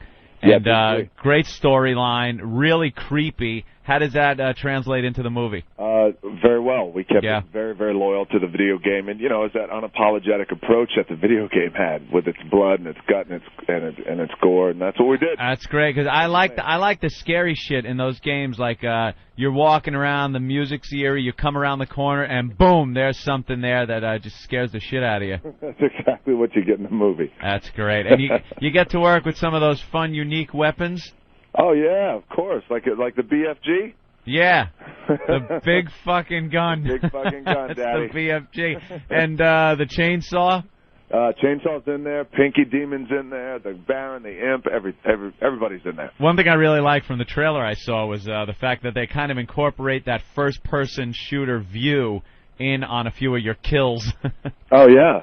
I mean that's a scene that's just it blows you away. Yeah, it's awesome. It's awesome. Yeah, you get to see him go at one of those creatures with a chainsaw. It's pretty nice. It's exactly what Doom should be. Yeah. Like made into a movie, yeah. Did you go into hell and everything? That whole hell? The portal, yeah. All the that stuff. And all the demons are from hell. Hey, Rock, at this point, do you have just scripts piled up all the way to the ceiling? I got a lot, man. We filmed Doom. I filmed Doom over in Prague. We started last October, and I've been working since. I'm going to take a break as soon as Doom comes out. How many other movies you got out there that are coming out? I got 2 others coming out next year. One called Gridiron Gang, and another one called Southland Tales, which you guys will love. I'll give you the log line on this. Is Sarah Michelle Gellar, who plays a porn star, is my girlfriend. Very nice. But it gets better because Mandy Moore is my wife.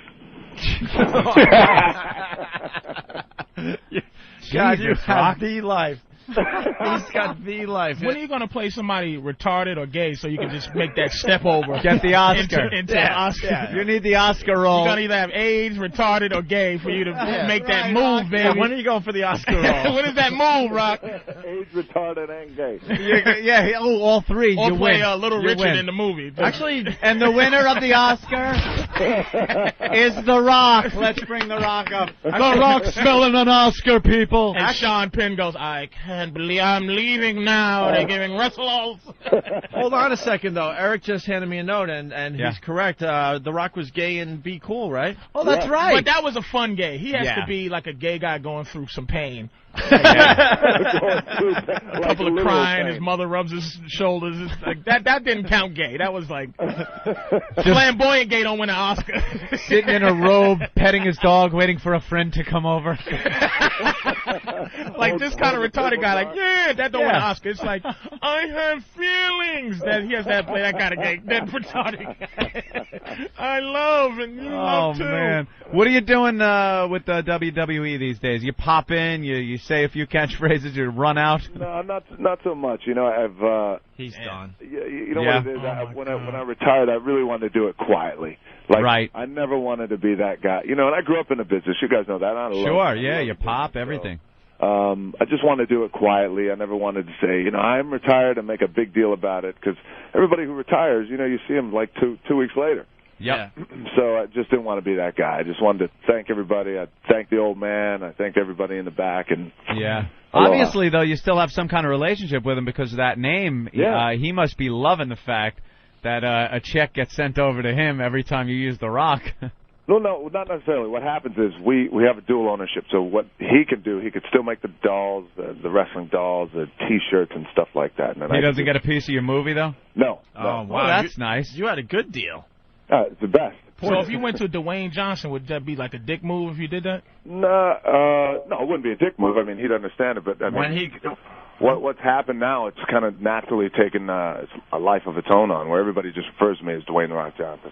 Yeah. You know what I mean? Did he beg you to like retire, like just like let Kane give you one last something from hell, like never see, just like you know the death of The Rock, throw you off a building and you just never seen again? I'm sure no one thinks you wanted the big ending. You know, we light you on fire and drop you from the top of the arena.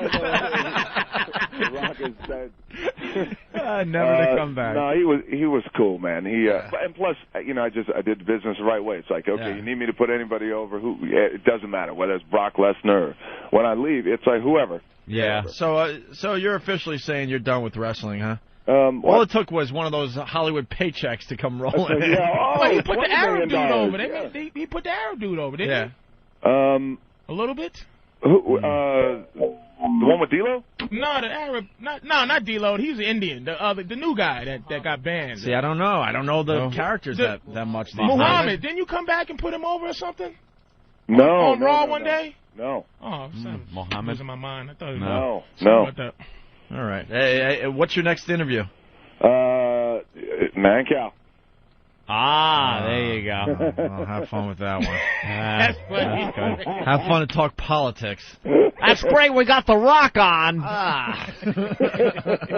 Radio people are as petty as wrestling people. And we can't wait to get our big movie deal so we can leave this stupid business behind, too. Trust me, Rock. You get that $20 million check, you're like, out. Radio what? You're like, XM what? Patrice O'Neal who? Well, Rock, best of luck. And, of course, Doom out today. Go check that out. I appreciate it. It is The Rock. I appreciate ladies and gentlemen. it. Hey, by the way, isn't it the best to be on XM? It's unbelievable. Hell yeah. Yeah, no more crap having to sit and dance around language and no more stuff. bullshit. I love it. Yep. I love the fact that The Rock is just cursing freely. Yeah. Do it on your next interview, Rock. If you're so comfortable, just throw the F-bomb out on Mancow's show. Hey, good fucking morning. God, this guy's living the life. He's the happiest man in the world. All right, Rock. All right, fellas. Thanks, man. All the best to you. Okay, you too. All right, there he goes, The Rock. The Rock. Yeah, what a life that guy's got, damn, huh? I wish I never met him so I could wish bad things for his career. Yeah. But it's like, this guy is like... He is liked, is what it is, too. Like, you don't hear bad shit about The Rock.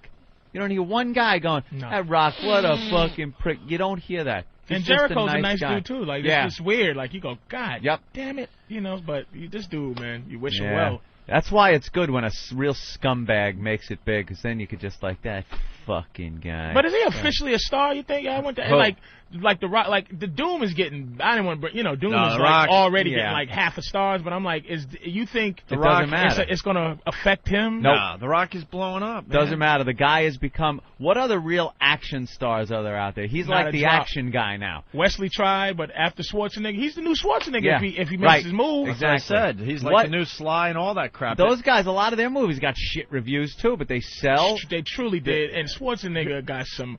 There was a string of movies that I am a Schwarzenegger movie fan. And there was a Running Man, Raw Deal. There was things that you shouldn't even seen. The Commando. Yeah. It's just like. But I watch they were genius movies. I watch them man. every time they're on. Those they're fantastic movies, man. And they're awful in their existence. Yeah. So all right, so you answer my question. So this doesn't even matter. Hollywood needs like an action star like someone like Rock. You got Vin Diesel. They were trying out for a while, but that guy has he's no. Finished. You feel it, don't you? He tried. He has no charisma. He tried to cross over too.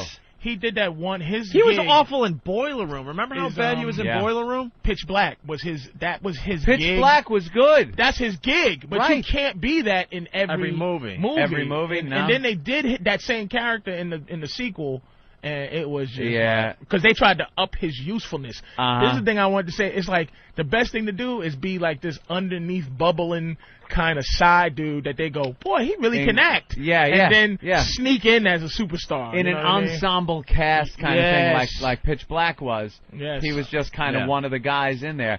And then they make him the star of the second one. That sucked. Triple X was that was horrible. And then the last one he did with the duck and the kids. He's babysitting. Oh, and that why did he jump the that? shark? That's when He didn't take Triple X 2, but he takes that fucking movie. Is that what happened with that? Yeah, because you know what that was? That was Hollywood planning.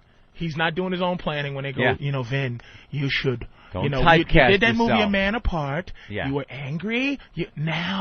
Remember Arnold did Twins? Right. Remember?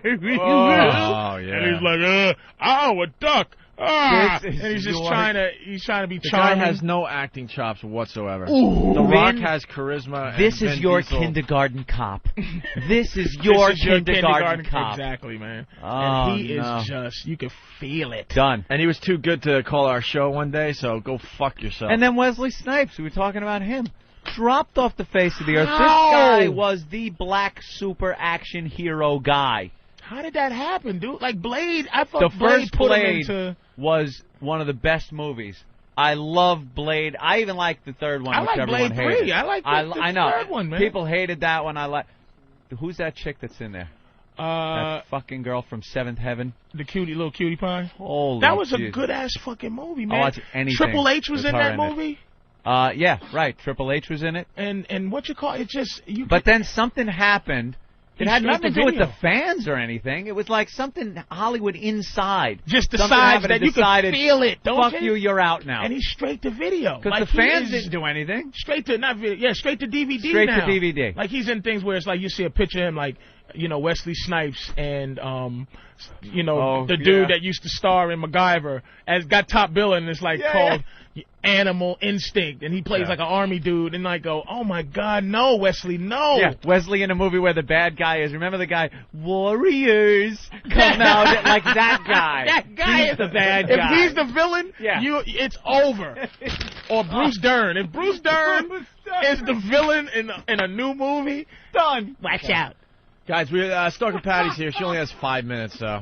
Oh, I gotta go to work at Godiva. We can get back to the movie talk. Perhaps in a you second could have here. stopped at Godiva before you came here. Because, again, she comes empty-handed. I talk about those goddamn truffles every time. I wanted to bring them. Nothing. I get nothing. And then she goes, I know you're on vacation, but then in 2 weeks I'll bring them. I want them now. Now. Listen, you're welcome to come by after work today, and I'll give you samples of the Platinum Collection. All right, you know something? I'm going to do that. I'm going to tell my car driver, could you make a long detour out of the way while I have like 5 minutes to spare to get to the airport? Could you do that and just stop at Anthony's Godiva? packed and ready to go to the airport today, I just Patty. haven't been to work in 2 days, so I Why? haven't been near the store. Why? Because I was off and I had appointments yesterday. What kind of appointments, Patty? I got to my doctor. Yeah, doctor I had to go appointment? make arrangements with some people I owe money to Oh, come back. Good. She's fallen off. Remember, she was doing real well when we were off the air for 2 years? I'm doing very well. Can you imagine that This is Patty one of those had to things. go to a loan shark? No. She went to a loan It's shark? just one of It's just Can you one imagine of if those she did, though? things. They're shaking her down now. They could break a leg with a wiffle ball bat. No. That little twig that I she just calls a leg. No. Break her legs with a whipple ball. I just got behind with a little rent, so I'm making it up. I see they knocked your teeth out. Oh, wait, no, they're still there. Those little fucking mini chiclet. Oh, no. How much money do you need, Patty? I got to come up with about $1,000 by the You're end in of one large? November. How did you get in that deep? Because I had some financial problems over the summer. I was paying medical bills and then problems with the bank and stuff. Problems with the bank. Yeah, not enough of your money was in there to cover a check. That's a bank problem. Wow, you're getting close to being a prostitute. You're gonna have to make that money somehow. We just sell that snatch. How much to suck my dick? Problems are made to be solved. It'll be $125 plus tax. Plus tax. Plus tax. Because I put this on my taxes. I don't want to get in trouble. Patty, you're close to being a streetwalker, and there's a lot of crazy pimps out there. My boy here, Patrice O'Neal, will treat you nice. I'll give her something. Pimp her out. Turn her around. You pimp her out a little bit. I always right, like to get my dick sucked by a mixture between Woody Allen and Rayman. You know, when I wait a minute. Wapner. Wait. You know, it's amazing. You got quite a personality. When I first met you, I thought you were such a quiet, shy boy. Boy. Who are you calling boy? Crazy cracker bitch. You did not just call Patrice O'Neal a boy. Patty, maybe in the old days. No, that's called autistic racism. Why, yeah. No, nigga. No. Boy. You got fucking Tourette's. Nigga, just blurting it out. Boy. I used to see him after a taping of Tough Crowd, and I'd very shyly say hello, and he'd go, "Oh, hi." Well, I was trying to be nice because I know. It's like she's one of these people you just don't be mean to. He offered me some fried chicken. Well, like when you see him outside the damn thing, and they're just like, "Hey," yeah. and it's like, "How you doing?" Beat up on her. How you doing, creepy? It's like, yeah. Like the retarded Laverne and Shirley. You just go. God. You're like, hey, yeah, how you doing? How you doing? Let me go to the phone real fast, because who the fuck might have something on Patty owing money? Oh. Who the fuck? Boys. What's up? Who the Hey, fuck? man. Hey, I'm thinking, Patty's got trouble with the bank my ass if she's gambling junkets to Atlantic City. Yep. I don't go there that much. Only once or twice every month or so. Once or twice a month. How much money? Once Patty Jordan. every couple months. Patty Jordan. Just to take a nice ride, and only really during the summer because the beach is there and it's nice. I don't do anything during the winter. Patty, let's really discuss this, because I think you might have a gambling problem. If you're gambling at all and you're $1,000 in debt, that's a problem. You should not be gambling. I don't really do that much. I go not to even the that beach. much. No, not that much. That is what you use as a disposable income for gambling, not money that you need to pay bills. How much do you blow in Atlantic City that you could have paid that $1,000 bill? How much? I only bring about $30 or $40 each time. Me. And I go once every couple months or something just to take a bus ride down there and walk along the beach, and stuff. She's fetish sexy, though. Like, it's so creepily sexy. Can you dress her up or something? There would be some creep that would really get off on a girl like Patty. She just has some weird sex appeal. It's just creepy. It's really creepy. Like necrophilia. Know why? What's necrophilia again? I don't remember what that means. Dead bodies, but just sexy for a dead body. That's fucking dead. What? You could smell the virgin in her. That's why. Oh, is that what it is? Virgin. 50, never been fucked. You never had sex before, Papa? Nope. No, I'm a virgin. You gotta use those little teeth for something. It's like you give the best head. Have you ever given head? No. Never given head? No. She barely kissed She'd the never guy. give a hand job, nothing. She plays a little bit with herself to YouTube music. Masturbate. Yeah.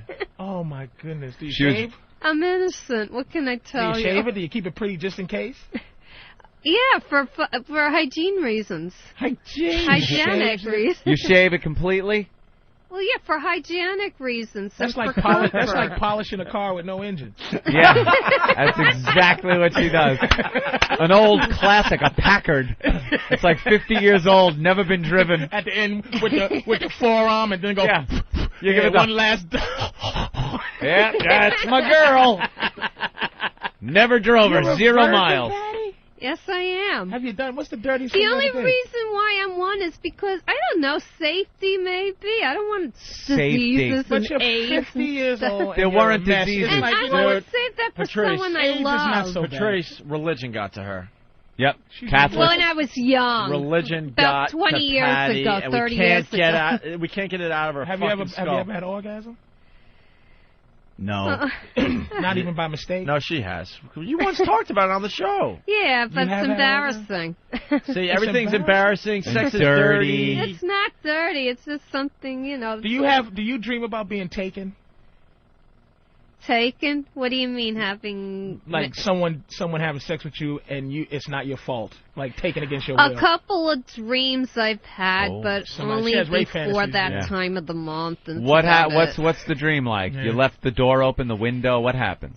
No, I wake up and I see this tulip like coming up and then opening up, and I wake up and I have the feelings, and I'm like, oh, okay, it's just feeling. And does the tulip open up and go, you know what? Never mind. I'm just gonna get out of here.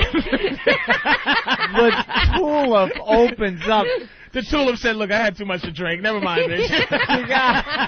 The tulip doesn't say anything. She can't even have. She's got to have these vague like symbolism dreams. It can't just be a fat cock coming at her. It's got to be a beautiful Actually, tulip. I dreamed of having sex with the Edge, or going The out Edge going from with U2? Yeah, because that's my celebrity crush. Would you give it up to anybody? Like, who would you just say, you know what? I'm losing my virginity right now.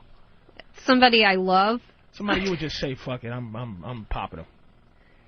No, not a stranger. You don't- No, Patty, I'm just you saying, don't- any, know like them. a guy like Edge, like If The I, Edge. yeah, well, if I go out with the person long enough, maybe after about Patty, 6 months, Patty, No. you're then not you have 18. that. You have no time rules. Yeah. You got to give it up quick. Oh, I read a couple chapters in this book where there were 70-year-olds doing it, and with guys so much younger, and they were more fulfilled at their age than a At 25-year-old. 70, bullshit. And it wasn't That's a 70-year-old bullshit. virgin. Well, this one was a dancer, and she was 71 and looked 45. That looks like That something doesn't like make me. her look better. It's like, hey, she's 112. She looks 82. Yeah. She looks 45. Is still a mess. Got them lips Well, hanging down. And you're 50? Yeah, do I look it? You know you don't. Maybe. No. She doesn't look 50. No, She doesn't. You Maybe gotta give her sex that. Because I actually- take care Put of some myself. mileage on Mileage you. is on you. I'm only 18. Times what? That's a good one, Oh. So you wear sexy undergarments? Oh, sometimes I do. I would like to. I would. Oh, I bet you pull your drawers way up to your titties. No, Oh, I yeah. don't. I bet you have giant drawers. No, Yep. I Let me don't. see just at the No. top. What are your panties Show like? the top. Show the top. I have old-fashioned cotton ones on. Let's see, Patty. Just show your Just show the panties. top. Just show the Let's top. see how bad these all look. right, look right Just here. unbutton that. Oh, a flat stomach? See, that's it. Wait a minute. Yeah, pull your pants down. Let's see. Jesus. Look how loose they are. Patty, Shaved and I know. Patty, yeah. pull your pants down. You've shown us everything. show your by this panties. point. Jesus. Let me see I don't the want, panties. We don't want to see your crotch today. See the Good. panties. All right, there's her panties. And pull your That's shirt good. up a little bit. Sparkle? Let me see the booty. Let me just see the booty. It's not bad. Good God, why is there somebody popping Patty? She does. That's At 50-year-old least ass. I don't have to worry about finding a boyfriend, I guess. I don't know. Jimmy thinks she has a nice ass. Dude, she got a little pumpkin. For It's 50, shaved. 50 Take years care of old. yourself and eat a vegetarian diet, and you don't take drugs and you don't So smoke. you just That's don't the do secret. anything that I do. Just, yeah. Just lay But there. you've been doing that for 50 years. And you do a lot of walking and exercising. I Yeah. work Oh. out 2 times a week in my building. Jesus, we have can you a guys weight gotta room get this there. late? I got to hear about her having sex. It's Well, no, her crazy. cherry is like rawhide. You'd have to take a sawzall to that shit to get Yeah. 5 fucking years, To 6 pop that years. How thing. long have we known her? Oh God. And we've been She goes way trying back. every time to get her I laid. don't- She It's made just cookies ain't for us happening. one day, and she's been around ever since. Ain't happening. Has someone ever gave you head? No. No one went down on you No one ever? went down She on hasn't you? done anything. That would Patrice. be a good icebreaker I'm for her. innocent. Patty hasn't even like French kissed. That Yeah. little pants pull down thing, I thought I was going to be horrified, but No, it's like a fetish movie, like Dumb Housewives, you know. Yeah. Dumb house. Like, you know what I mean? Like she's like a house, like some filthy housewife. Husband Yeah. goes working. She's home just doing fucked Yeah. up shit. Like Pool she just boy. looks. Yeah, it's weird. Like, Yeah. good God. The she got a closest nice she booty. got to having sex was she wanted to see U2. We had U2 tickets, and Ron Jeremy was in. So we had Ron Jeremy hide the U2 tickets under his ball sack. She had to reach in and get them. So she had to flop his dick around and balls around a little bit to get him out. It was kind of hard to do that. And then we had another pair that we gave her that Ron Jeremy's in. We put him down her pants, and Ron Jeremy had to grab him, and he diddled her a little bit. Oh, how was that? It was weird. Very strange. Now, if you could cut off the weirdness and substitute it, like, did you ever have a sexual feeling that wasn't attached to being weird? Like, did you ever just let it go and go, "Ooh, that felt kind of good"? Good question. Well, what's that? That's a question that he just asked. Well, I don't know. At night when I'm sleeping, it can be relaxing. It can be relaxing? There's no way somebody can't talk their way Anthony. into messy draws. I don't know. Maybe this is what we need to do with Patty. It's so obvious now. We need to get a hypnotist. And hypnotize There's so many people that want to a slut. There's so many people that want to hypnotize you and I and lie to all that shit. We don't go there, right? Because it's all bullshit. They come in here, they hypnotize people, put on their little show, and it's bullshit. No, fake. a real hypnotist, like a guy that takes it very seriously and gets shit done. You're still skeptical. That's always. Okay. But, put her under and see if we can bring her back into her child. I'm telling you, we'd find some weird shit out. Was your touch funny, you think? What? Was your touch funny? When you were growing up, were you ever touched as a child? Not that I remember. See? Damn it. See, here's her background real quick. She was born of a woman of questionable morality and a stockbroker guy. The woman of a questionable... trick. She was a trick. Could have been. Trick baby. Yeah. She's born. She's an infant. The mother brings her as an infant in a little basket into a diner, puts her on the counter, and fucking leaves. So now Patty gets brought to the New York Foundling Center, like one of the little rascals. One of those things. She got touched. I had a girlfriend that went to it when she was a kid. Went to she got touched funny by the security. Like, remember that movie where Kevin Bacon was the Rounders, maybe? No, that was the poker one. That was the one where Brad Pitt's in that. Brad Pitt, they play the gangsters, and Brad Pitt's the lawyer, and and when they're kids, they get sent to jail and all get That's fucked. who got her is a security guard, somebody at the place at the that she went in. Center. It's very simple, and she blocked that out. So she grows up. She grows up in the Foundling Center in foster homes, and then she gets put with her foster parents at what age? I was almost 2. Almost 2, and they are like Methuselah. Old. They're ancient people. If Patty's mom was alive today, she'd be over 100. Over 100 years old. Right? My foster mother was born in 06. My foster father was born in 03. So they're real religious Catholics, and they raise her and just beat her with the Bible, and the sex is bad, and she grew up in this atmosphere, abandoned by her mother. Grows up, foster home, elderly couple raising her, strict Catholic. Mother's a hooker, raised by fucking Moses. It's a fucking Lifetime movie. I don't know that she was a hooker. I know she worked in a so-called burlesque club. Whatever they called them in those days. Whatever you want to call them. May have been like a Plato's Retreat, for all I know. Whatever. Plato's Retreat. That was a stripper's name. Yeah, that was a stripper. Come on, everybody. Plato's Retreat. Bring her up. Bring her up. What music they used for strippers back then?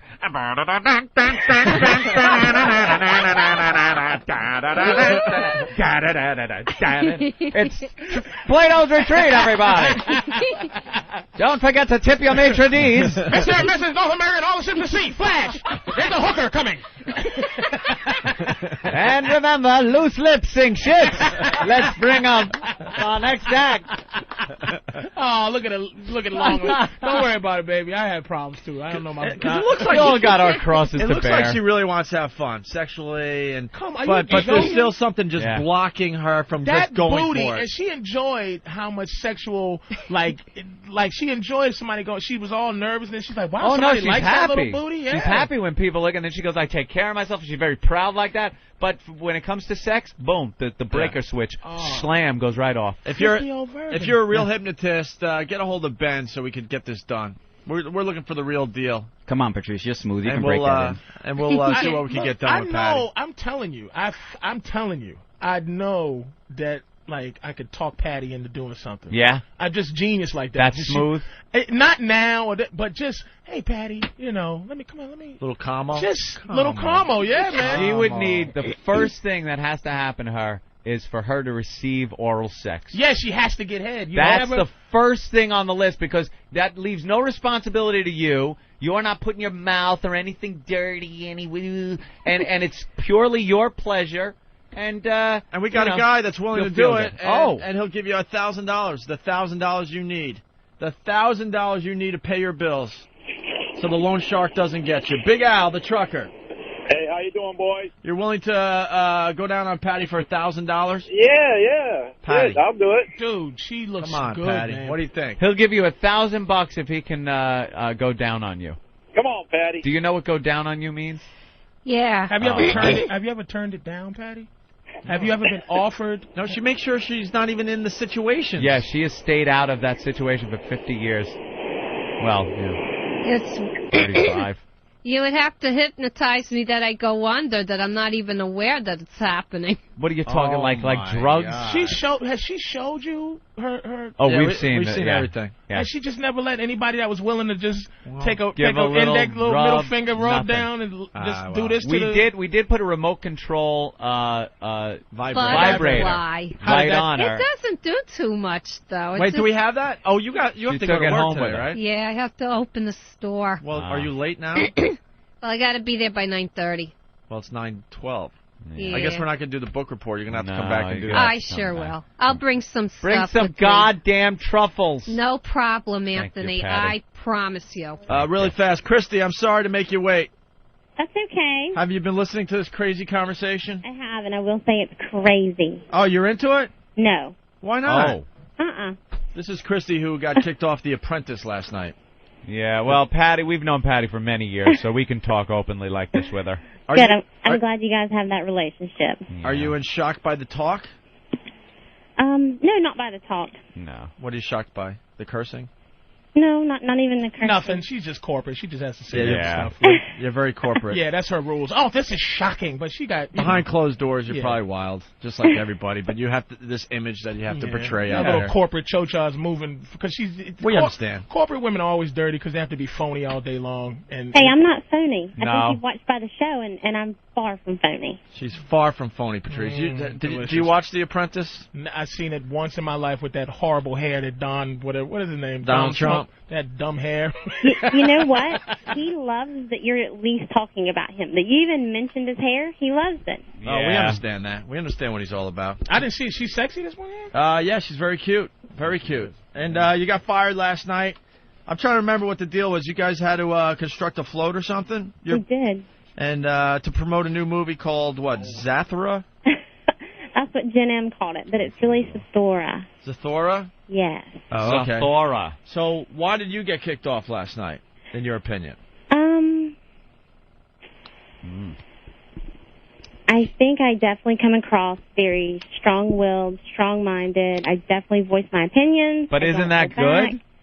You know, it is a good thing. It's worked for me this far, and excuse me, and I'm not going to change anything. So it was a shock for me. When I was fired, it was a total shock. And to have someone else say that I personally don't think should have stayed, I definitely think I'm better than Jen M. That was tough.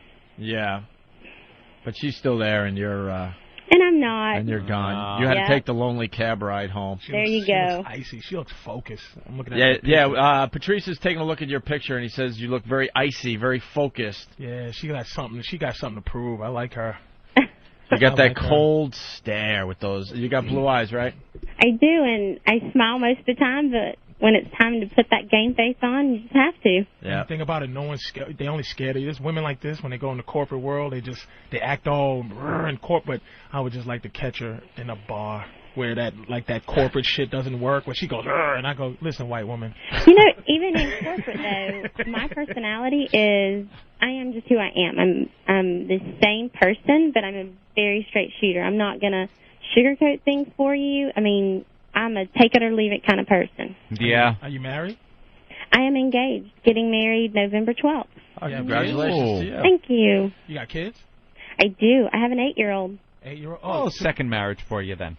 No. It was, I had her when I was 16. Wow. Your baby's mama? Oh, delicious. Is your fiance black? No, he's not. You had a kid at 16? 16. I did. You had the kid at 16, so you got pregnant at 15? No, I had her 2 months before I turned 17. Oh, She's wow. a real redneck. 16, I like her. was it like the first time? That was harsh. Yeah, you're a real... Only white girls that have babies out of wedlock are rednecks. No, that's not necessarily true. I just chose to keep mine. Yeah. I was the one that got caught, and I chose to keep my child and turn it into something really good. What happened that you were having sex at 16, though? I had... let's not talk about that. I'd really rather not talk about that. Yeah, really? But we I kind of would. overcame it. What are you going to do? Run and tell the boss? I don't. No. I don't need details or anything like that. I'm just saying, is there... Honestly, I think it's a matter of when you're dating someone, and this guy was 4 years older than me, and he was an athlete, and it was just that whole experience that you go through, and I wish, obviously, I would have said no, and I would tell the girls out there now to say no, and... Don't do that. I would.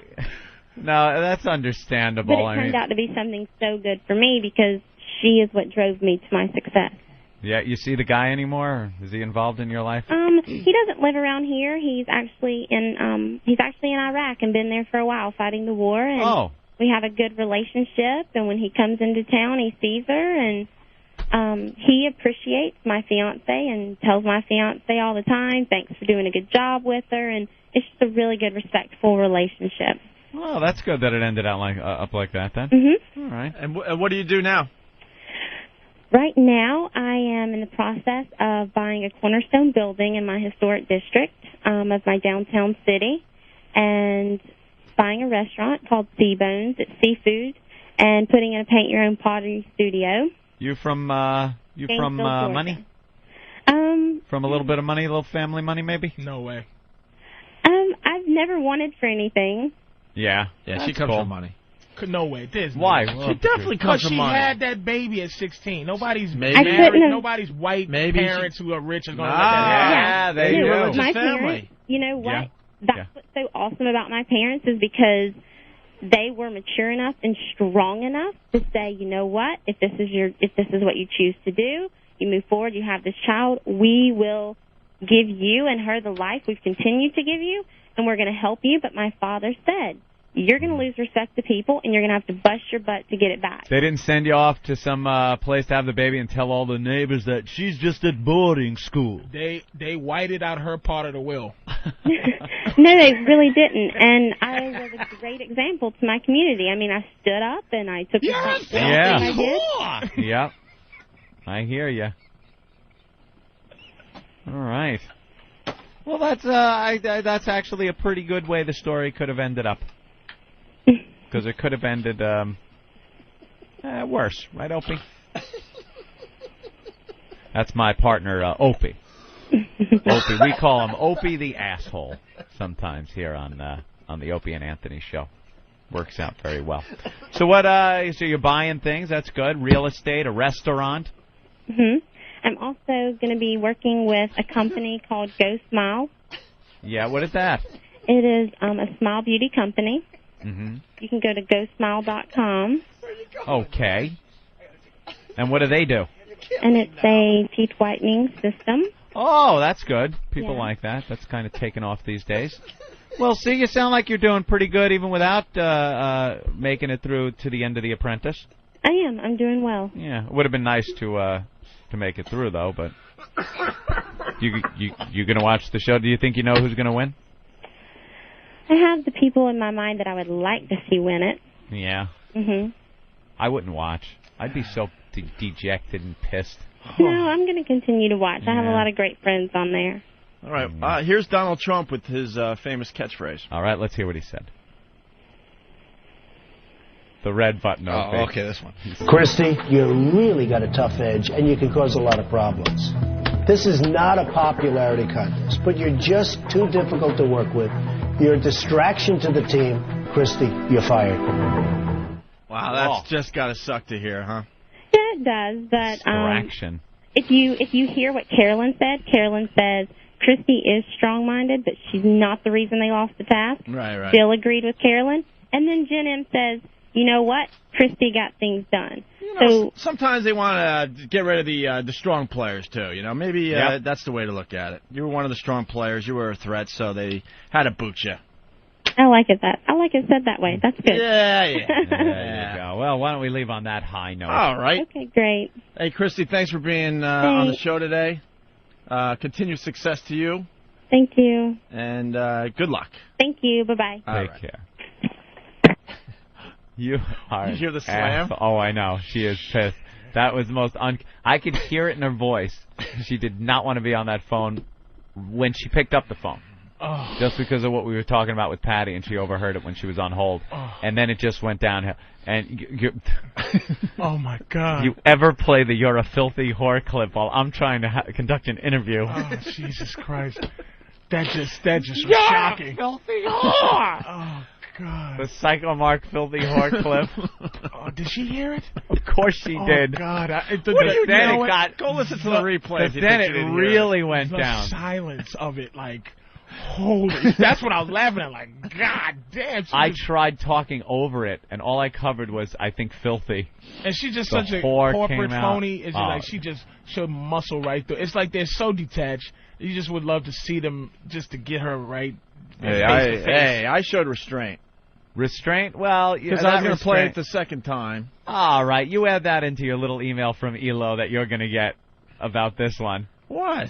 You're absolutely getting emailed from Elo. Why? We were just having fun. She knows it's all about having fun, right? Guys, I would say so. These apprentice interviews. This is a really big deal. Yeah, very big. We need these. You're a filthy. You're a filthy whore. Patrice just takes his headphones off, starts walking toward the door. Sometimes you got to just walk away, don't you? It's just like that's gonna help because it was so the silence of it. Like, where do you go? Like, and then Anthony's like, yeah. All right now, and then I just would have been like, all righty, well, yeah. I'd want to go if I were you. That's where he leaves me all the time, just going, yeah, well, But the thing that makes it is that people, like, if I'm on a show and they did that, man, if like, you would have a sense that the interview is going, how it's going, and if they did that, you go, man, I really did deserve that. You know, you just would laugh and that make that not as, right, not as uncomfortable. Yeah, I just think it's funny that you're trying to get away from the situation by walking away. It's like she's already miles away, but you think it's going to be better if you're miles away plus 4 feet. I've done that. Because I'm twisted up watching the uncomfortable moment. It's just so funny. You filthy whore! And then you hear it. It was silence already, but then you hear like, and I just go, oh my God, did he just play it? Yeah, you do. You got to take the headphones off and get 4 more feet she's away. going to say her rich white parents were allowed her to have a kid like that, and then her dad. You know, this is the bullshit edited version. My dad, wonderful people. She can't say them motherfuckers told me to go and they put me in the garage and disown me. It's like there's no, and she sounds like real. And then and you think her father talks like this and her mother talks like that. Says, all right, you can have a baby out of wedlock. Me and Mama discussed this, and you gonna have that baby if you want it, and it's gonna be fine. We gonna not like it. He turned to her mother and just went, "She's a whore just like you." Yep, just like you. You God damn. Come on now, you believe that bullshit? Come on now. Well, we should break, I guess, huh? Wow. My phones are all ringing. My BlackBerry's going off like crazy. Wow, it's probably Elo. Maybe we should break and regroup. Eric Logan, location check, up Opie's ass. Opie, good luck, bro. Thank you, sir. Thank you. We wanted to play Bill's Dead going into break here, remember? You're kidding. Because Drew started this break with that great remix of the Bill's Dead phone call. So oh, yeah. We were working at a radio station in Boston for the new listeners, and this old lady called thinking she got a hold of her old friend. Wow. Drew Boogie in the house today, the day before vacation. Excuse me. Drew Boogie does this every time we go on vacation the day before. Gotta love it. Drew is absolutely killing. You're getting feedback from all over the country, except for Alabama. Alabama has given up on the show today. Is They that will be it? back when the Schwoogies are gone. God Schwoogie damn. 1 and Schwoogie 2. Why don't they just get on up and beat? Why he just beatbox? All right, throw your hands in the air and wave them like you just don't care. This just in, Anthony.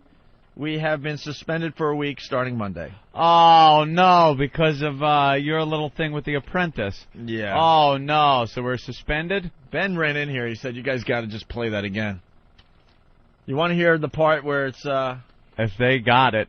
Or you want to wait a little while? I'd love to hear it. Actually, we probably should get Big A in while they find I that. want to hear the uncomfortableness. Yeah, let's get Big A in here first, and Just then we'll the find silence that. is what got me. It's just so creepy that. What? Well, all right. If we're suspended for a week, I'm making reservations to go on vacation. Yeah. That's it. Yeah. Not going to I take their understand. crap. I'm going to book a flight and everything in the next hour. I understand, Anthony. All right. There he is. It's Big A. Big A, you got a website now, I hear? Yes, I do. I have a website now, yes. It's called... thebig-a.com. thebig-a.com. Is that with 3 B's or 4? Is that B-B-B-B-I? No, just one B. And how do you spell? .com. Patrice, he's our latest creation. Oh man! And this is the thing. I'm We found so Stalker not a Patty. bully. Like, Yeah. Stalker Patty. Like, but like, We it's like we make these people's lives much better, right, Big A?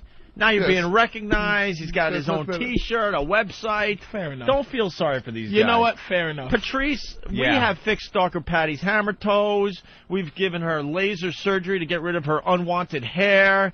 She what was else? a mess before. Oh, we've done Yep. so many nice things. Unemployed, just about homeless. We've paid Fair her enough. rent a few times. Fair enough. We gave her a chance to win a lot of money by crawling across the floor in a Krusty mask, completely naked. Krusty the Clown mask, completely naked. Stupid limousine service got your thebigA.com, huh? Yes. Yeah, you had to put the dash in. I'm just looking. Isn't that a coincidence? Because your job is driving a car for hire. Mm-hmm. And now a stupid limousine company has thebigA.com. So you had to go the big-a. Yeah, he's a cab .com. driver. But he only drives. Where do you drive? Well, I drive in the Bronx. I drive airports. Know what the problem with Big A's cab services, Anthony? Why? You know, he's good at it, but he's dropping all his customers off about 3 or 4 blocks further than they want to be because he has a stuttering foot. Can't. No, I tried. That was And he funny. always drops him off at the airport at Terminal B. Terminal. Are you flying? He's trying to get info from you. The plane's taking off in the background. Your terminal's flying by. Are you united? Have a really good, have a really safe flight. He has women smacking him when he goes to repeat Continental because he goes, cunt. You let me out of this car, you bastard. No, Cunt. Well, Patrice, we tried this last week and it was working very well, and then we ran out of show, so we're going to try it again. It might be the start of a new bit. We're not sure yet. We're still trying it out. We're brave enough to try new things on this show. That's why we have a good show. The Big A, yeah, the lovable stuttering psychopath is his website, and then there's a picture of a hot chick on his menu page, but it's got his face on it. Oh, that's the Little Bo Peep, right? Little Bo Peep. We yeah. suggested that he goes as Little Bo Peep to the Halloween party. Well, something tells me he wouldn't look like that in a Little Bo Peep costume. Photos at the XM Studios is part of. There he is. Wow, you're really not. Look at the pictures. You're really trying to economize on the bandwidth, aren't you? These things are compressed down to like barely viewable. All right, next, let's see. It's a picture of Opie with Big A, Jimmy, me, There's No Filter Paul and his wife, who you're in love with, by the way. 2 pictures with Master Poe. Wow, this site is, this is going to be the next Google as far as traffic goes, I'm sure. All right. Stalker Patty, Big A through the years. Coming soon. If there's one thing I hate on a website, it's something you want to see, you click on it and it says coming soon. Is that pictures of you as a kid? Yeah, my mother has to look them up and I have to scan them, so it's coming real soon, I promise. Coming soon. Can we get you in a like a big diaper? Ugh. Why? Because a lot of people will check out Big A in a big diaper. Like, you should have this one. Get a baby picture of you, and then, like, you today, but you're just wearing a diaper. It's Opie, it's not, I know I'm missing out some of these things. I'm late for some of these things.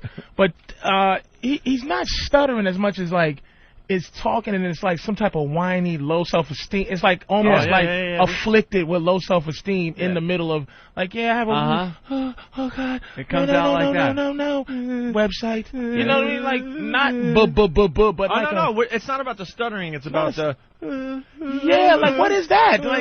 Like, please don't hit me. What kind of condition is that? I don't know. Have you ever been diagnosed with anything? What's the name of that condition? No, I haven't. Why? I haven't. You never went, like, when you were getting beat up as a kid for going... he's a big guy, though. Potato puffs. He's got that retard strength, and he's big on top of it. What's the, who's going to mess with him? When you went out for quarterback in high school, down, hike, oh, God. Who's going to really mess with him, seriously? He's scary looking, and he's big, and he's got retard but strength. I'm going to tell you, somebody messed with him growing. You was messed with growing up, right? You had to be. Not really, no. Get out of here, no. man. Be honest. No. I got messed with growing up, man. I had to, like... nobody teased you? Nobody? Oh, tease me, yeah, but nobody... That's what I'm talking about. You think mess with, like, touch. Yeah. Jesus Christ. He made touch funny as a kid. Yeah. I mean, people teased you as a kid. Of course. I mean, everybody gets teased. Of course. Well, yeah, even regular motherfuckers, but did you get teased, like, badly? He had to. Yeah, so it had to be some kind of... What did your mother say? Don't worry, baby. They don't understand that you have what?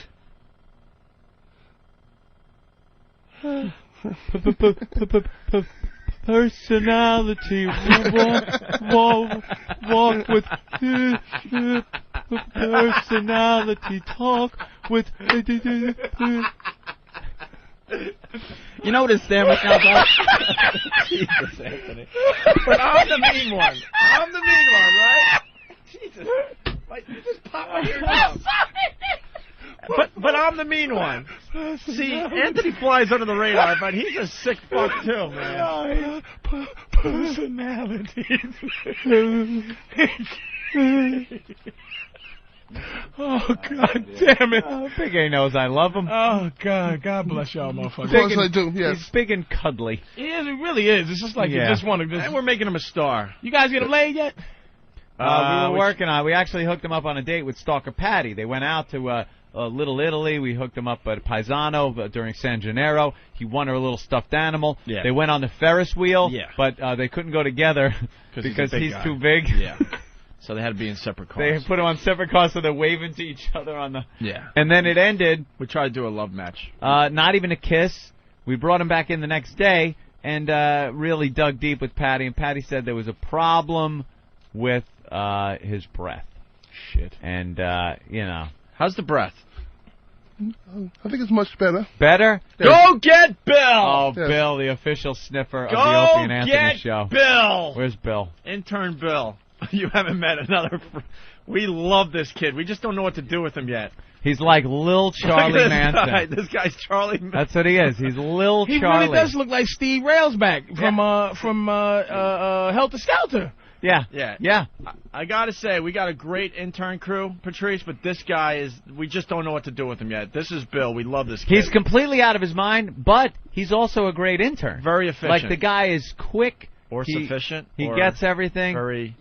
He's a good. That's that intern. autistic. That's that concentration he has to have. No, man. it's the crystal meth before the show. Look, he's sweating like a motherfucker. It's 40 degrees in here. He's got a lab in the woods. The guy is, you're constantly on high speed. You decide to go with the beard. You usually shaved by now. Yeah, I'm gonna probably end up shaving. I don't know. Yeah, go up to your. It's a little low today. There you go. It's too much to shave every day. You grew that in 2 days. Yes. Yes, I did. He is one of those hair-growing motherfuckers. Just for a visual, you're what, 5'7" about? Yeah, 5'8", 9, something like that.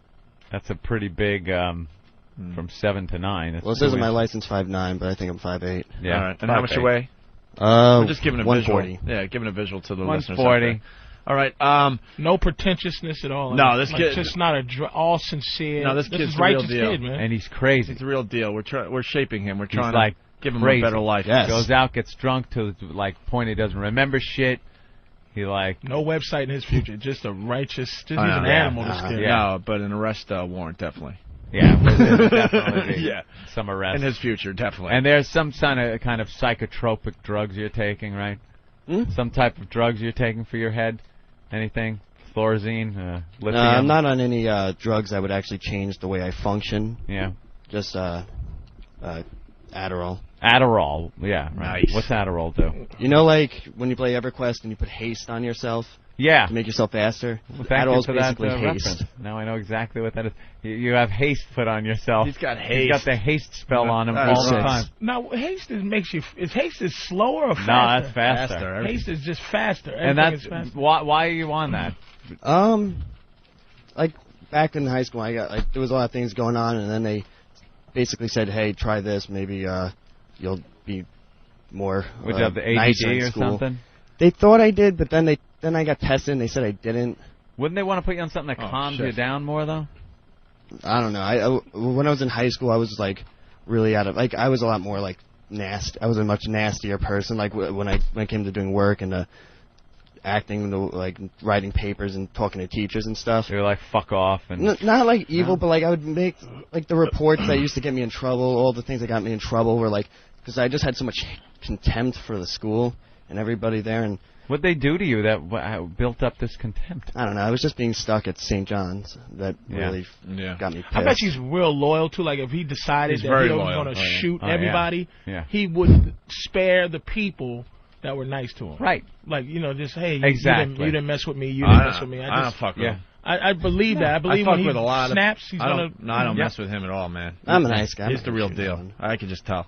And you got a lot of guns at home, right? Yes, I do. Oh, you do? So that's an extra treat for everybody. Well, I grew up in a... we have a house upstate, and I grew up in a hunting environment. Yeah. And that's basically, I guess... We were just talking 30-30s earlier. Yeah. Nice Winchester. A hasty hunter. 30-30. Yeah. Get that duck right now. Kill that motherfucker. A big game hunter? I used to. I don't really hunt as much anymore. I just don't have time. Let's say Patrice was an animal. What kind of gun would you have to use to take him down? What would you use to shoot me? A Wildy .475 handgun. Is that the kind of handgun they used in Tremors to kill the worm? That's the type of handgun they used in Death Wish 3. Oh, yeah, he really likes You don't the hunt Death with a Wish movies. handgun, though. It's like he's an animal. What are we talking about here? A handgun? In the studio? Is in the forest? Or what are you doing? In the Patrice forest. Is running he's in the woods, and he's just running 308 okay. 308 away from you. Would you use a different gun to hunt, say, the difference between hunting a Chinaman or a Spanish guy? Is it a different kind of gun? Patrice 308 Savage. Where's that one? Yeah. That's like... nice size, nice caliber weapon. Well, I wouldn't need a shotgun because it would. I could probably hit him with something that a little bit more precise. Maybe a rifle. I would say, off the top of my head, I would go probably 30-06. Yeah. Or. Now, would you give me a head start? I'll give you a day and a half, boy. Could you track me? In a day and a half? Oh, yeah. You could track me if I got a day and a half run. Oh, yeah, your imprints in the mud and the bark of the tree where you scrape the tree. Scrape the tree? What, is he itching his back on the fucking thing? He's really talking about how he hunts a bear. Would you follow my shit trails, too?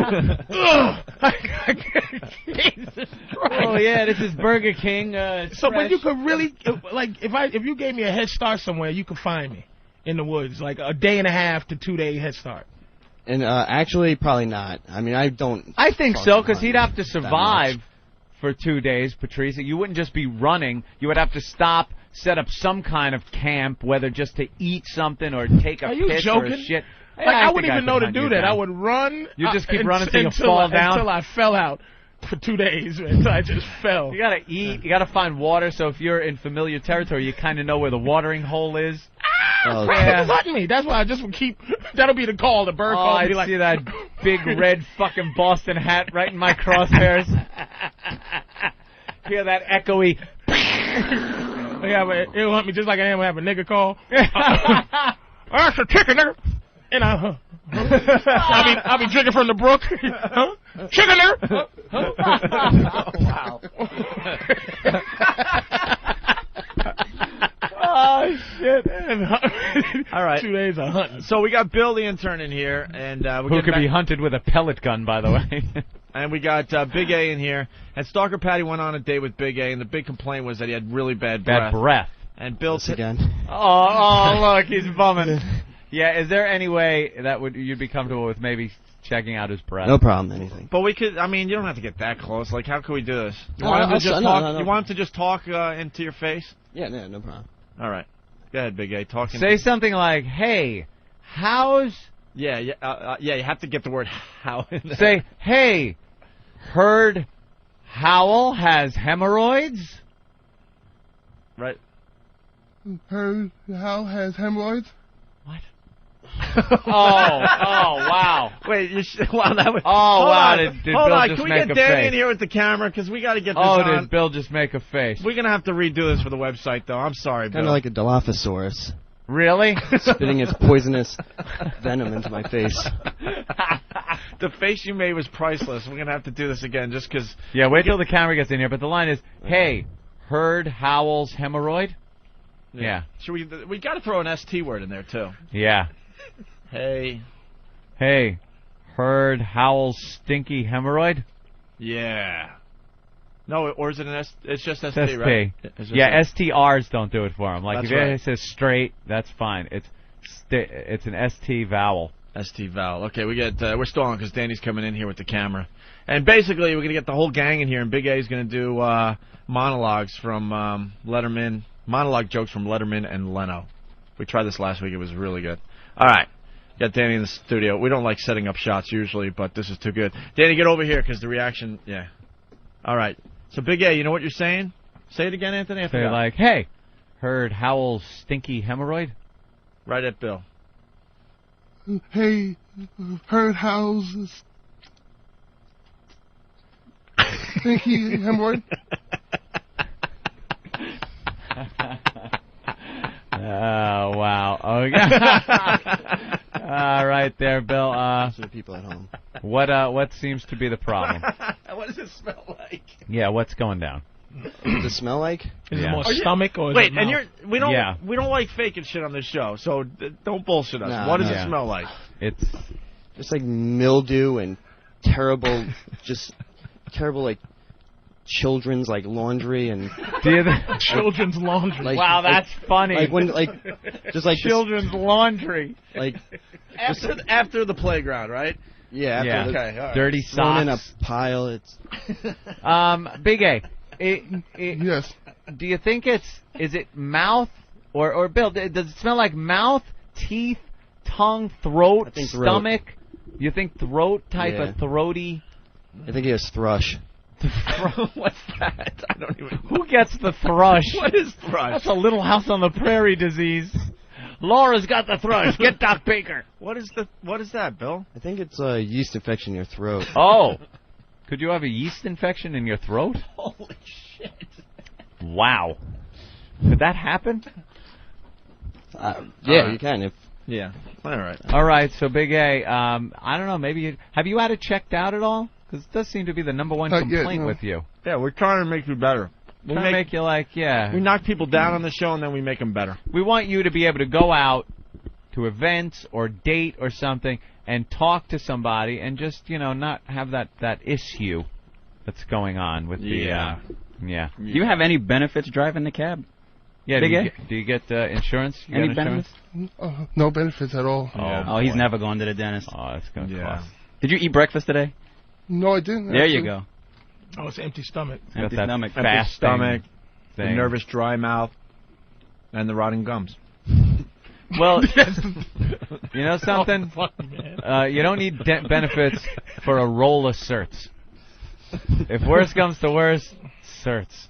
That just masks the problem, though. Yeah, but at least you're getting minty children's clothes. How about you? Children's laundry. How about you go see old Dr. Scope? Dr. Scope. All right, we have Dr. Scope right here in the studio. Why don't you have a heap and helping? Why don't you have a visit with old Dr. Scope? Why don't you go to the bathroom, take Danny with you, gargle with the scope as per instructions, and then, Bill, I'm sorry, one more time after scope. It should be better. Yeah. And see what a minty fresh corpse smells like. And as we do that, Kelly from Arizona. Uh-huh. Kelly? Yeah, thrush is a disease that horses get in their hooves. Yeah, I do remember that, but I think it is also something with the throat in a you human. hoof mouth motherfucker. It's a hoof fucking... A blacksmith should nail something in your mouth.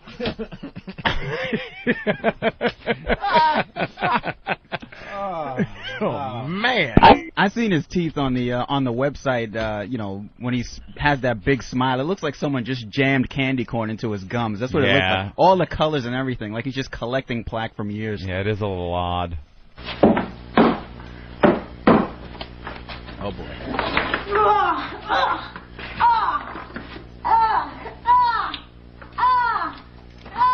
What is that?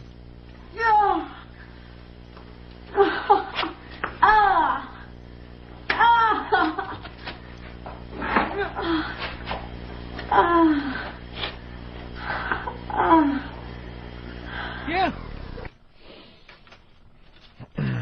Any guesses? You want to guess what that is? Any guesses? You know what? I've seen something like that on the internet once in my life. Oh, and the only sound that I've ever heard a woman make is she's getting fucked by a horse. Wow, Patrice, you are good. It was such a sound of not regular fucking. It was just like it was this fat girl and the pony just climbed up there. That's and it. She just wah, wah, He drives it home. and he was really ramming her. And she and that she was is on her tippy toes. Yeah. Was that? This is a real fat white bitch. Yep. Really Up in a farm or something. About 3 feet of horse cock. Here's the question I got for you guys today. Sure. Who's being abused? The horse or the lady? The lady. The lady. The horse Yeah, don't I would care. say the lady. You can hear the front of his cock smacking the end of that cervix. It just is. Just driving it home. It was weird to watch, and I couldn't take my eyes off her. Couldn't. Just up and just. It was and fantastic. She was just on her, and I was just so jealous of the horse. Oh. I just would love to just hear that sound once in my life. Let's go to Nick in Jersey. Nick? The name of the disease is Coxsackie disease. All right. Punching out, taking the rear. Asshead. All right. No, what we could do as they're doing that in the bathroom. So Stalker Patty and Big A went on a date. And Steve made a promo about the whole thing. Let's play this really fast. We're not going to break. We'll come back in like a minute. For years, Andrew has waited for that special someone, a woman to spend his life with. I think it's very romantic, actually. A soulmate. Will you shut up? Patty has never experienced love I have self-control all the time. and is a boring dipshit. I like doing puzzles and things from the paper, like all the crossword puzzles, the math puzzles, and the post. What if someone you couldn't stand You have no sexuality. was the only someone for you? I think she looks very beautiful. Witness the romance between a stammering maniac with chronic halitosis There's a slight breath problem. and a cliche-slinging bag lady. A wild and crazy evening. No matter what she says, after she says it, I want her killed. He has fun on the Ferris wheel. I was too big and it wouldn't balance both of us. Wow. But what happens after the love is gone? You know, just want to be, friends. Fuck you, bitch. Why can't we be more than friends? I can't. I'm sorry. What are you doing?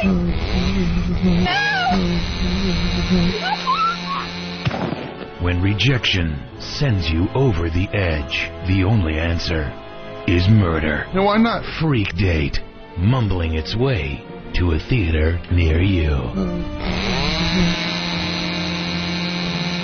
And with that, they're back in the studio. So you had you did a visit with Dr. Scope there, right? Did you gargle Yes, I like did. it said on the bottle? Yes, I did. You gargled good? Did he gargle Yes. good, Bill?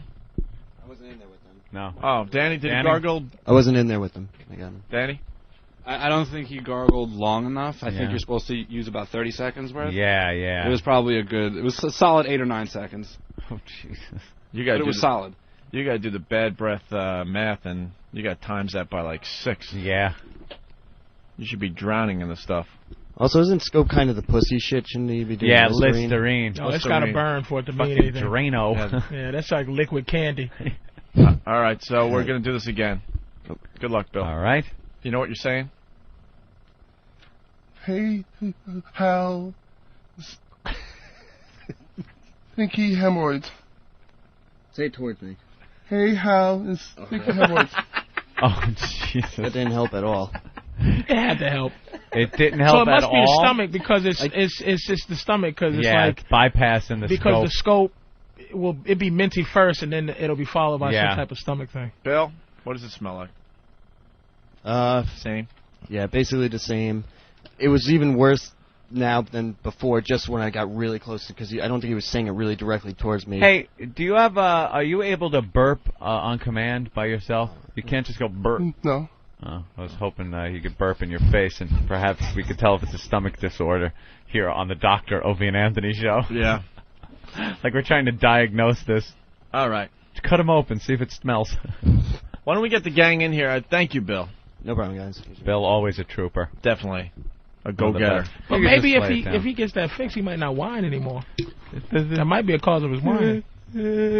So, Nathaniel, we should get some of the guys in. Big A's going to do some jokes for us. He's right. He doesn't know how to do stand-up, so that's what makes this really good. Uh-huh. He's going to do some of the better jokes from Leno and Letterman this week. Bill, you want in? Come on in, Bill. All right. Dude, are you creeped out by that? Fans in studio, one of the interns is wearing a I Love Fan t-shirt. Ooh. Yeah, with my picture on it. Wow. That's a tribute. What's that about besides wanting mic time, sir? No, he that is a cry for mic time. He wore it to my my victory at Caroline's recently, so I really can't be too mad at him. I thought it was quite touching. Of course you can't. We can, though. So tool away. It's kind of creepy, don't you think? Yeah, no, Bobby just is dying for my approval, I think. And everybody else's attention, apparently. Well, Nathaniel's my hero. He's always my hero. He's like the O&A celebrity that I wanted to come meet. And now I need him to be my friend, so I do I'm sorry, he things took it was Nathaniel instead of Nat. He's Fan. Well, that's actually what I go by. That's my name. I know. Why don't he just go by Il? Hey, Eel. Oh. Took the middle part of Nathaniel. I know. What a dick. That doesn't. Hey, Fan. Yeah, he's fucking trying to be. Oh wow, he just said, I haven't heard that one ever. Yes, he hasn't. Because Neal everybody thing? thinks it's cool. Fan. Nobody thinks it's cool. You did that on purpose? No, it's what I've been going I'm by calling since. you Eel from now on. That's fine. I think it's cool. I love IEL. All right. And that's what he said. I haven't heard that before. Yeah, exactly. So let's get into Big A doing some monologue jokes from Leno and Letterman. All right. From the past week. You ready, Big A? Of course I am, yes. All right. We're going to give him some applause, right? We don't have any music or I got anything, do music. we? You got something? Yeah. All right, Drew Boogie will help us out. Hold on. You're on. Oops. There we go. Someone give me an intro. Ladies and gentlemen, live from the XM studios, the comedy stylings of Big A. Let's hear it for him, people. Show him some love, Big A. Do a little intro. Good to be here, you know. I'm happy to be here with Opie Anthony and Patrice, and Eric, Nathaniel, Drew Boogie. Everyone. Naming everyone in the audience? Is that what he would do? Imagine he's in a comedy club and just, what's your name, sir? Okay, Pete and finally gets to the Mary. back row and he gets the light. Thank you. Thank you. Good night. Good night. Holy shit, what a train wreck. All right, Big A, launch into some jokes here. Vegas. Yeah, Vegas. Record rainfall this week. More rain this month than ever before in Vegas. In fact, on the strip today, it was so bad, Roy got mauled by a sea lion.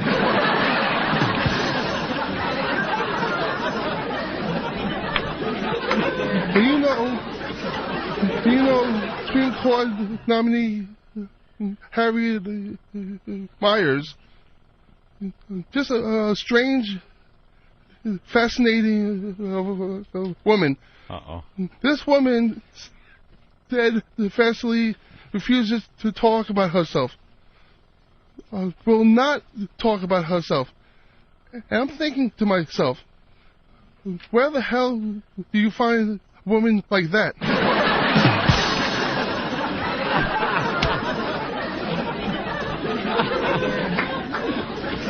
And Mom, please stop calling me. Mom! I'm not gonna Lord. I have to do this now. I see the awful, terrible things in my life and turn it into something funny. Patrice is just amazing. And in New Orleans, they welcomed the first baby born in a hospital since Hurricane Katrina. Oh, they did, huh? Yeah. How about that? Good one, Hope. Thanks. Well, they named the baby FEMA because it finally showed up after 9 months.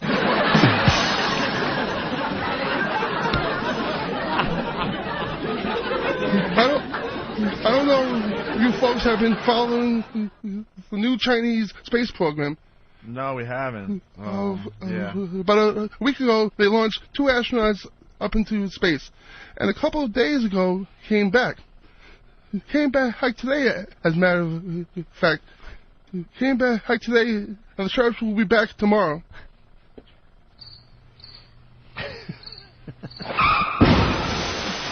Hey, now I gotta hear how that joke was said. That was a bad writer. I have no idea what that one's about. I don't know if you folks have been following the new Chinese space program, but about a week ago they launched 2 astronauts up into space, and a couple of days ago came back today, as a matter of fact. Came back today, and the shirts will be back tomorrow. See, Chinese laundry. Chinese laundry. Okay. All right, let's go. Big A, go ahead. Congratulations to the Houston Astros. Yeah. Guys, you gotta like be an audience here. Yeah. They made it. They made it to the World Series for the first time in their 44-year history. Yeah! Woo! President Bush called the clubhouse to congratulate the team. See, I think the president got a little confused. Yeah, like he said, he called the team to prove to Kane West he really does care about Afro-Americans.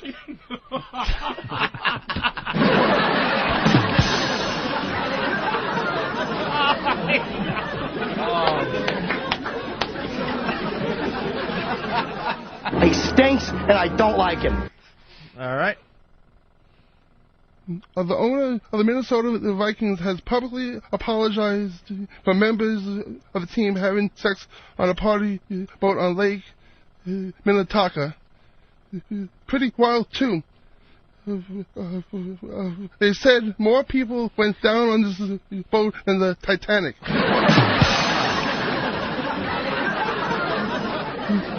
But we're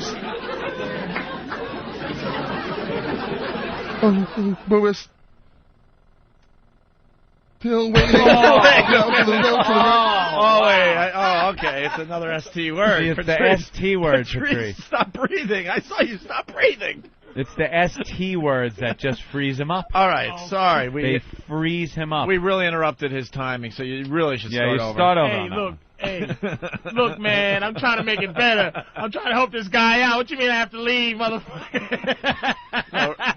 Really, let's. Man, I paid to get in this motherfucking club, man. Let's back up. We've screwed up your timing there, Big A. We don't want to screw up Comedy's his timing. all about timing, so you better start that joke over again. All right. Go ahead. There we go. But we still waiting now for the results of the Iraqi election. And the Sunnis are now saying that the vote was rigged. The Sunnis are unhappy. They say the vote was rigged. So I guess they really are getting an American-style democracy. Democracy.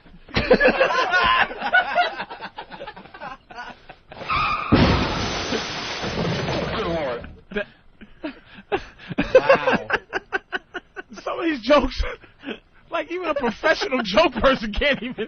It's like this joke is so smarmy.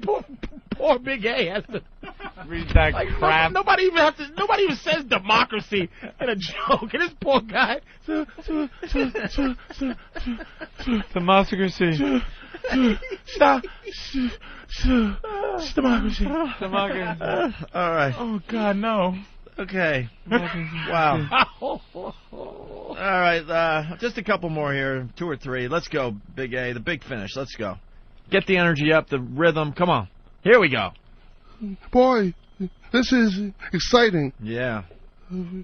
They're still hunting down terrorists, and over the weekend in Iraq, they arrested the Al-Qaeda barber. That's right. That's not like a nickname. He was actually the barber. It's an enormous breakthrough. And now we have a lead on Osama bin Laden's aromatherapist.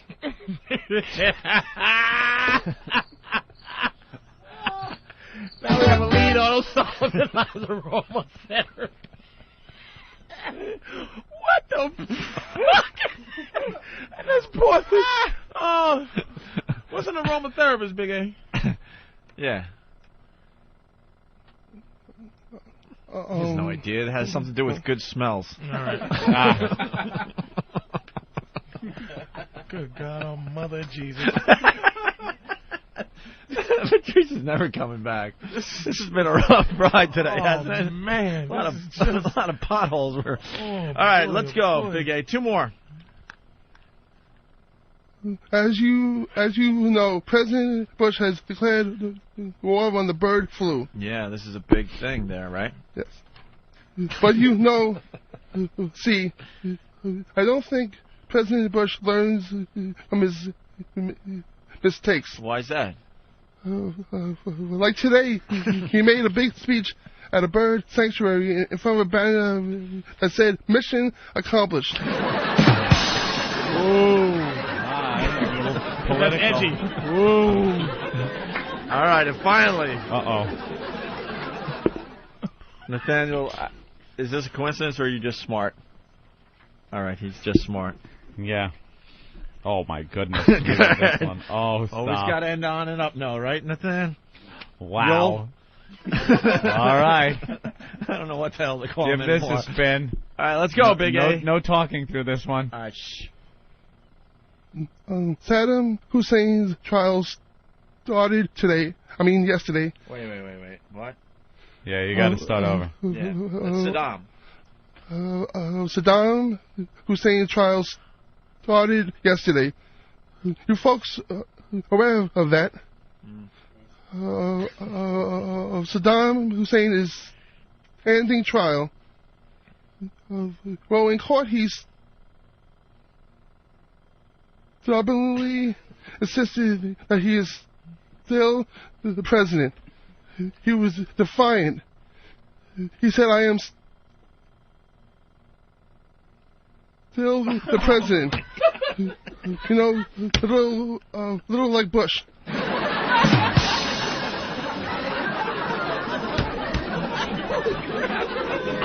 Wow. I need a fan. Dude, I just looked around the room as he was stuttering whatever he does through the ST words. I saw everyone pretty much stop breathing in the room. It's a freeze Everyone just up. stopped breathing. It's not a stutter. It's just a freeze up. Yeah. Holy crap. It's a freeze up. And he said the S before just the S, yeah. And I just was rooting him on in my head like, yeah, come on, motherfucker, stubborn, just say stubbornly. And when he said when he finally said it, I wanted to just go, yes, Big A. I wanted to start the Rocky music in the middle of that. You can do it. Big A, come here, Big A. Well, in court, he's stubbornly insisted, and he was defiant. He said, I am still president. When, Big A? Very good. Let's hear it for Big A. Adrian. Oh, that was genius. Big A. Boy. So what are we promoting today? Your website? Yeah, just my website, and I'm taking pre-orders in shirts. All right. You know, to get a feel. Hey, do you want to start our Halloween party by doing some monologue jokes for the crowd at the Hard Rock Cafe?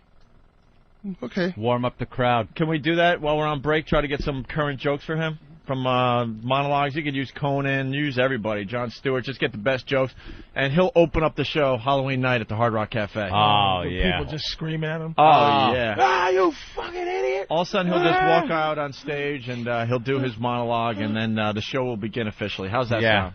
You like that idea? Let's write that one down. And by the way, let's have a good. Let's get crazy tonight. Let's start. Happy Halloween. By the way, coming soon to the Opie and Anthony show, we're going to have open auditions for the next Big A, or Stalker Patty, or Sandy Kane. What? You turned the lights down, bro. Who was that? The guy with the I I love Love the guy Sand. with the I Love Sand You just shirt? turned the lights off. Oh, he was trying to sneak out, and he turns the lights off, so we all have to turns stop. the lights What's out. What's Nathaniel's producer?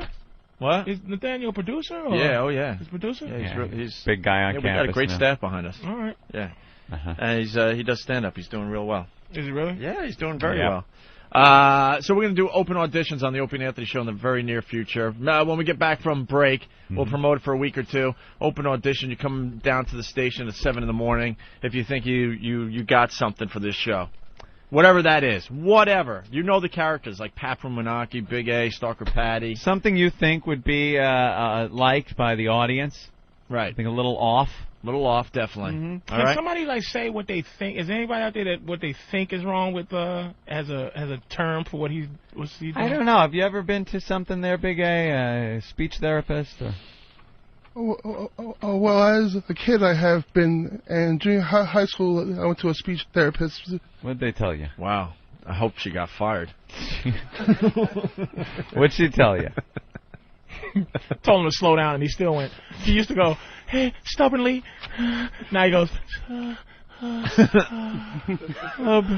Someone was saying that, what the hell's that? Dapper Dan from PA. Listening online, it sounds like the buffer is freezing when Big A talks. Like, you know, when you're listening. Phone sex girl. Yeah. What you doing? For only $9.95 a minute, you could get all the sexual satisfaction. Is your hand on it right now? Now, take your finger on your clitoris and stimulate yourself.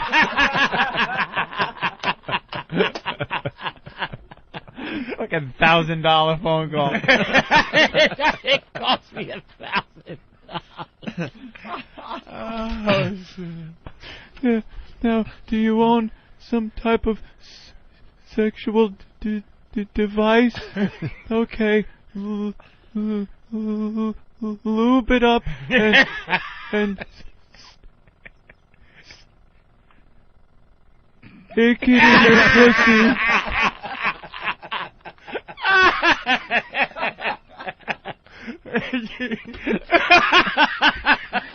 Oh, but see, this is the fun I get a little sad about because Big A isn't laughing with everybody. No, I can't look at Big A. I just feel bad. Don't look behind you right now. All right, Big A, we'll see you at the Halloween party. Right. Yes. You know what you're going to be yet? Is it a surprise? A lot of people wondering what Big A is going to be at the Halloween party. Surprise. Yes. All right. All right, first come, first serve as far as this party goes, by the way. Halloween night at the Hard Rock Cafe in Times Square. Doors open at 7, I think. All right? Yes. Drew Boogie's going the old WWF. WWE, whatever. Yeah. It's gonna be, we're going to blow it out that night. It's going to be great. And the T-shirt that we're giving out to everybody at the event, if you can't make it, my brother made a special 1-year anniversary XM/Halloween type shirt, and you could order them by going to opieandanthony.com, okay? In case you're somewhere else and you just want to. Arriving here, you got very limited time to get from here to the airport. I want no slip-ups. I don't want no slip-ups. You're ready to go. Show is all schwooged up.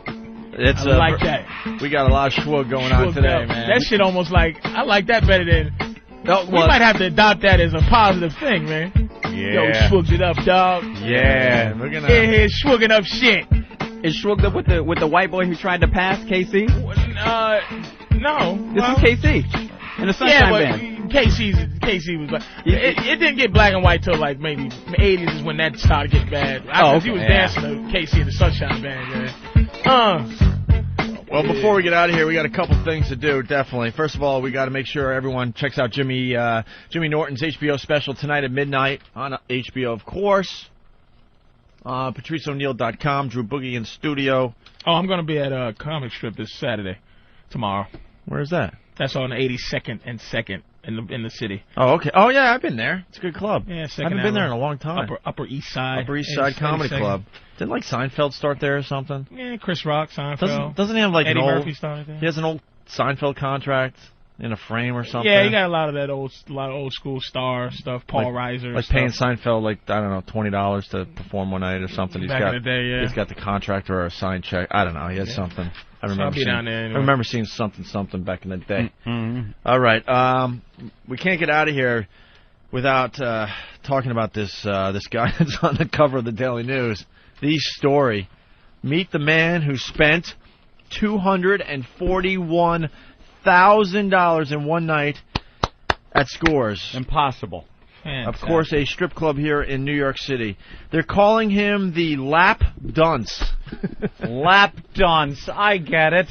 Daily News trying to be funny again with their headlines. Yeah. The Lap Dunce. What's this story about, Anthony? I don't know much about this one. Because I do know American Express is suing this guy because he refused to pay the bill. It's the guys like this that ruin it for people with American Express cards that just want to go in, and all of a sudden now American Express is going to go, nah, you're not going to be allowed to use them at the strip clubs. You watch.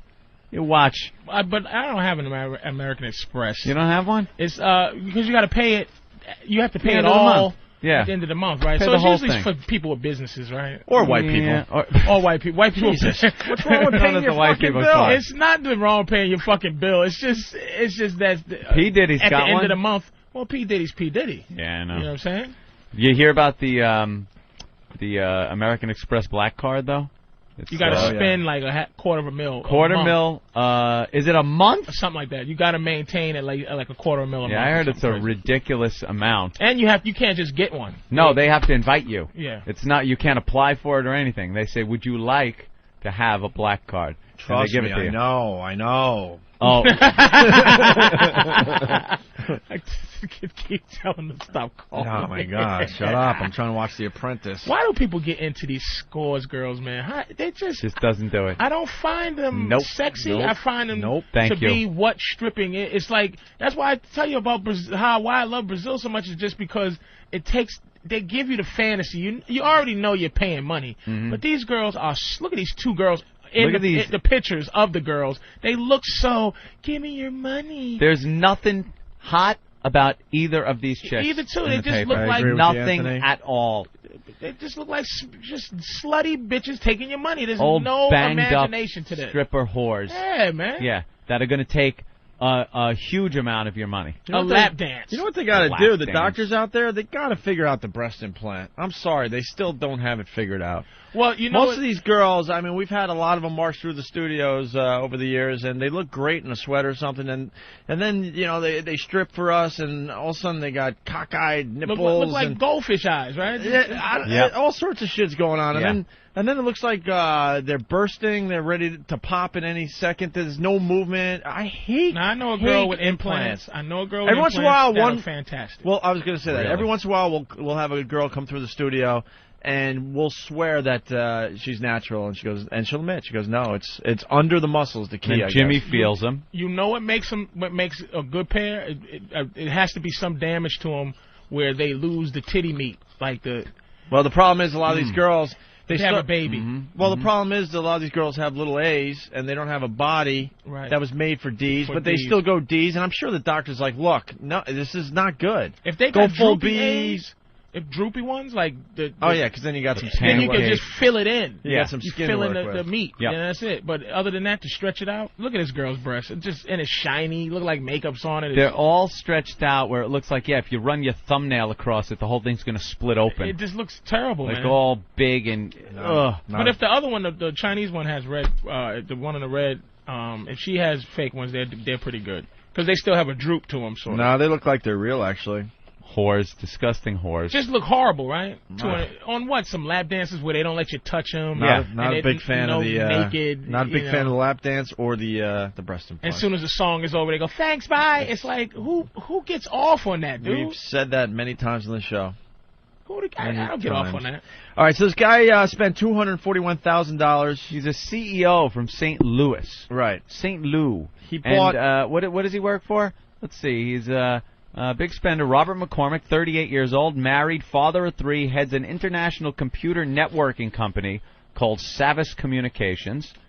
And he insists he only spent $20,000 that night.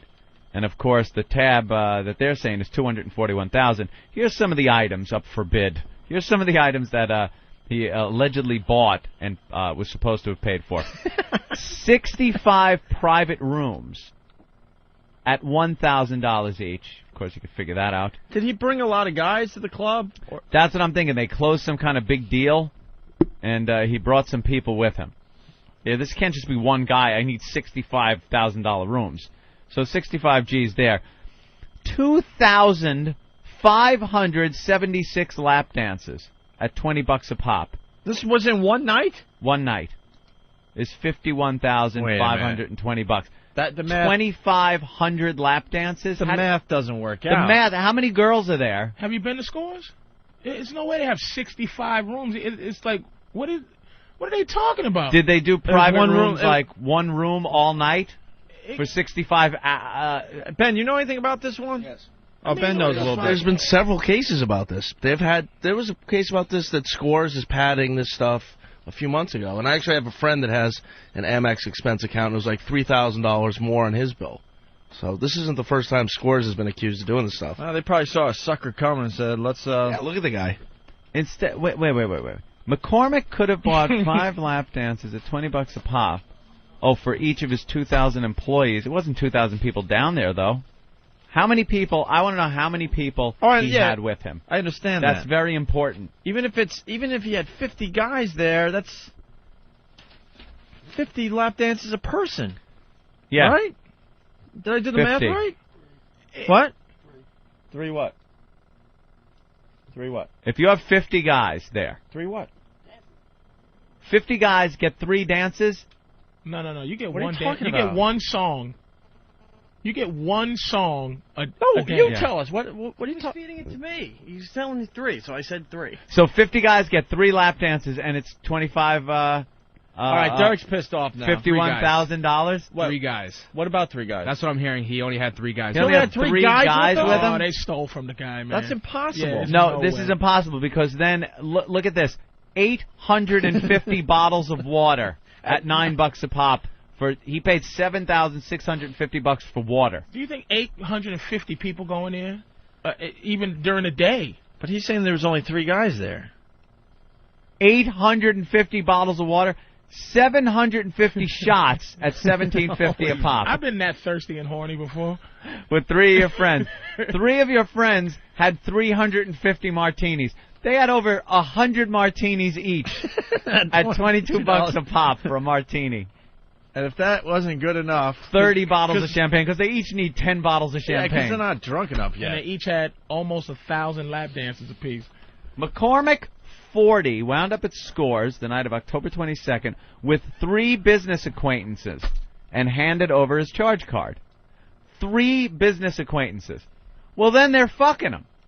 Then they're fucking him. Yeah, they stole from him, dude. How did they... Unless he's drunk, running around going, what does everyone need? Or unless... All right. This is a deal he made with Scores because he might have paid for some pussy. And, you know, the girls probably charge a G. He was getting blown. He might have 4 girls. Mark it down as water. They probably worked it out. Mark so it this down is as water. What came out. Because these bitches think they're high price. I've been to Scores once or twice. It sickens me. But these particular girls, they're probably a G to pop in the back. Maybe 2 At Gs least. to pop in the back. So if he had 3 guys. All right, hold on, guys. Then this is code. All right, code. 65 private rooms. That's where the sex went on. So okay, you're paying for that. Okay, lap dances are lap dances. That's the right. foreplay. Okay, 850 bottles of water. Blowjob. Yeah, that's 850 BJs. Let's be honest here. 750 shots at $17.50 a pop. That's a little better than a BJ. That's probably shots is that's probably regular intercourse. That's I'm fucking. And you know what the martinis are. The martinis is the dirty hole. Fucking them up the ass. And who has That's no one dirty has martini. 30 bottles. That's the dirty martini. Olive not included. And no one has 30 bottles of $3,200 champaign laying around. Like yeah, just laying around. You would have 4. Yeah. And then High Roller will come in and they will go, we're all out. But we're we do have two $2,500 ones left. Yeah, we got He was paying for sex and he begged them. He begged them to put this on some other way. Because he's married. Yeah, he's married. He's got kids. Something. We got a guy that says this guy's notorious all over St. Louis. Walter. Hey, what's going on, guys? Hey. Yeah, the Savas, man, his company sponsors the stadium where the St. Louis Blues play hockey. It's the Savas Center in St. Louis. And that Scores place is, notorious Hookerville, man. They've been raided a few times. I'm in Indianapolis now, but I used to live in St. Louis. They've been taken down a bunch, man. So, yeah, that guy was buying pussy left and right. And I hear they also have mafia ties, so I'm going to officially go on the radio and say I have no fucking idea what they do at Scores. This guy, then, is a lying prick, and he spent all that money there. That's he was right. buying, this is because there's no way they would play themselves. This is what an entire company, you take 100 guys couldn't do this much at a yeah. Not even this much. He would have to walk in and the entire night buy everybody in the place everything they wanted. Everyone that walked into Scores that night, he said, the night's on me, get whatever you want. And one guy gets fucking 20 lap dances and the whole night. Day. And all day, right. A conga line. And still 850 bottles of water. Who's ordering water? I'm telling you, this dude buying he works something out with them to like just make it sound like that. And now American Express, he's probably like these guys. He set something up with them because he spent a lot of money and they can't put we bought some pussy. Because these girls are charging a G because they're these high, 22-year-old high-class ones. Probably, maybe 2 Gs. Who knows? You know what I'm saying? Probably 5, Patrice. Maybe 5. Exactly. I don't think, big time money. And then when he got the bill, he's like, they still, even the deal he worked out, he still felt like they fucked him. Right. Even the sneaky thing, and now it's coming out, and American Express got the bill, and they itemized it, but I bet you this guy is fucking them, and now they're probably going to come out and fuck him back by saying he bought pussy. I want to know what it is about these fucking clubs, though, that justifies $9 for a bottle of water. They're not paying these girls. They're not paying these fucking girls money. No. They're not. They're paying them shit. No. They work off of tips. They work off of fucking tips that usually have to be split with the fucking club. So they're making money on the girls. Never mind having to spend it. The booze cost them the same. The booze companies aren't going, oh, you're a strip club? Well, it's 10 times more to buy from us than it would if you were a local pub. Why do they get away with selling bottles of water for $9 fucking each? A martini for $22 for a fucking martini. They do that everywhere. I know. Sporting Why? Events. I was paying. No. Not to this level. Well, not to this. Oh, fucking so it's level. it's okay to spend $4 or $5 on a bottle of water when you go to a sporting event? You know something? $4 or $5 for a sporting for water. event. That's high end, and that'll piss you or the off. movies they do, But, or the movies. Like I mean, popcorn, a bag of shitty popcorn costs 2 cents to make. So if you think of markup, popcorn is well, so does 12 you will million find %. nothing more expensive than in a tit bar. $9 for a bottle of fucking water. I could go to the best hotel in New York City and pull a bottle of water out of the mini bar, and it ain't gonna be $9. Well, how about the fact that if you buy a $9 bottle of water, you shouldn't have to tip. Like anything you buy in there, they should work something out with the girls. Like charge $12 for the water, but the girls just constantly rub your back. Oh, and when say, they see you drinking a bottle of water? Oh, you drinking their that water, tits are hot around baby. your neck. Oh. You pour some of that on my tits and I'll push it in your face. That's what I'm saying. It's like so that they don't have to be mad. Because if I go in there just as a guy who doesn't have an American Express card or $200,000 to spend, I'm like, wait a minute, okay, I got $100. Yeah. I bought 2 waters and I got like $56 left. Bitch, can you do it, babe? Can I not tip you? And you still like I'm gonna be a schlub even though I gotta buy the 2-drink minimum. Yeah. $44 2 martinis. You know what I mean? $44 for 2 martinis. So I got $56 left to have a good time at Scores. 1 lap dance. Now I got $36 left. And then I get thirsty again because I got a little horny. I bought another $12 bottle of water. And now how you getting home? Now Walking? it's like, you understand? No cab money. So it's like, charge me $12, and that's her $3 tip. And if she can get me, like, ooh, you look thirsty, and the thirstier you get, the hornier I get, baby. Ooh, drink more. And it's just like, oh, I'm going to have 3 bottles. So that's $9 to her, and $9 to the club. Because she got three bottles, and you go, and you say to the bartender, hey, this hoe right here made me thirsty. And they mark it down, Sugar Draws is the one that made me drink. Right. So that they can work something out with them. Never Because this is fucking ridiculous, They figured out a way to make you pay through the nose for everything. Let's say hi to Tom and T-Neck. Tom, hey, what's up, boys? You did the math? Yeah, kid. I'm using round numbers. Okay. 2,500 lap dances. A lap dance is, figure the song's 3 minutes.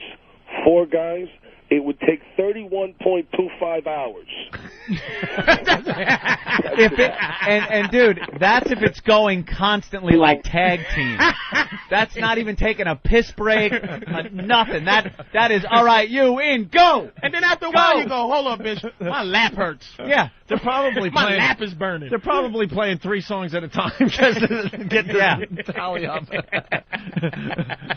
Jesus, man. Hey, here's a question: did he sign the bill at the end of the night? Don't know. Well, they was accused. If you read it, they were accused. Because it seems like Amex has him good here. No, Amex actually now told the guy he's got to pay. Amex is good. If you got a problem with Amex, you call them up and go, this person fucked me. I don't want to pay the bill. They go, we're on it. And Amex has their own people that fight for your money. But the thing is, you got to pay the fucking bill to Amex. If they find out that you were fucked, they send you back the money. Right. If they find out you weren't fucked, they keep it. But you still got to pay. American Express is going, don't worry, we'll foot the bill for you for a while here until we sort this out. Well, you got to pay. somebody accused them of forging their name. There was right. So this happened before. Yeah. So I don't know. Did he sign it? I don't think it would say it if he signed it. As you try to find that answer, let's say hi to Jason in Florida. Hey, Jason. Hey, guys. How you doing? All right. Hey, listen, same thing happened to me. Not quite this amount of money, but same thing happened in the Gold Club in Atlanta. Go in with some buddies, bachelor party. We probably dropped $700 or $800 on my credit card. I get the bill. It's like $6,000. So they do this all over the place. They're charging you exorbitant amounts of money for, drinks. Dom Perignon, you get charged $500 for a bottle of champagne. It's insane. And here's the hustle, though. Here's the hustle. I just thought about it. Because this guy, you married, dude, or?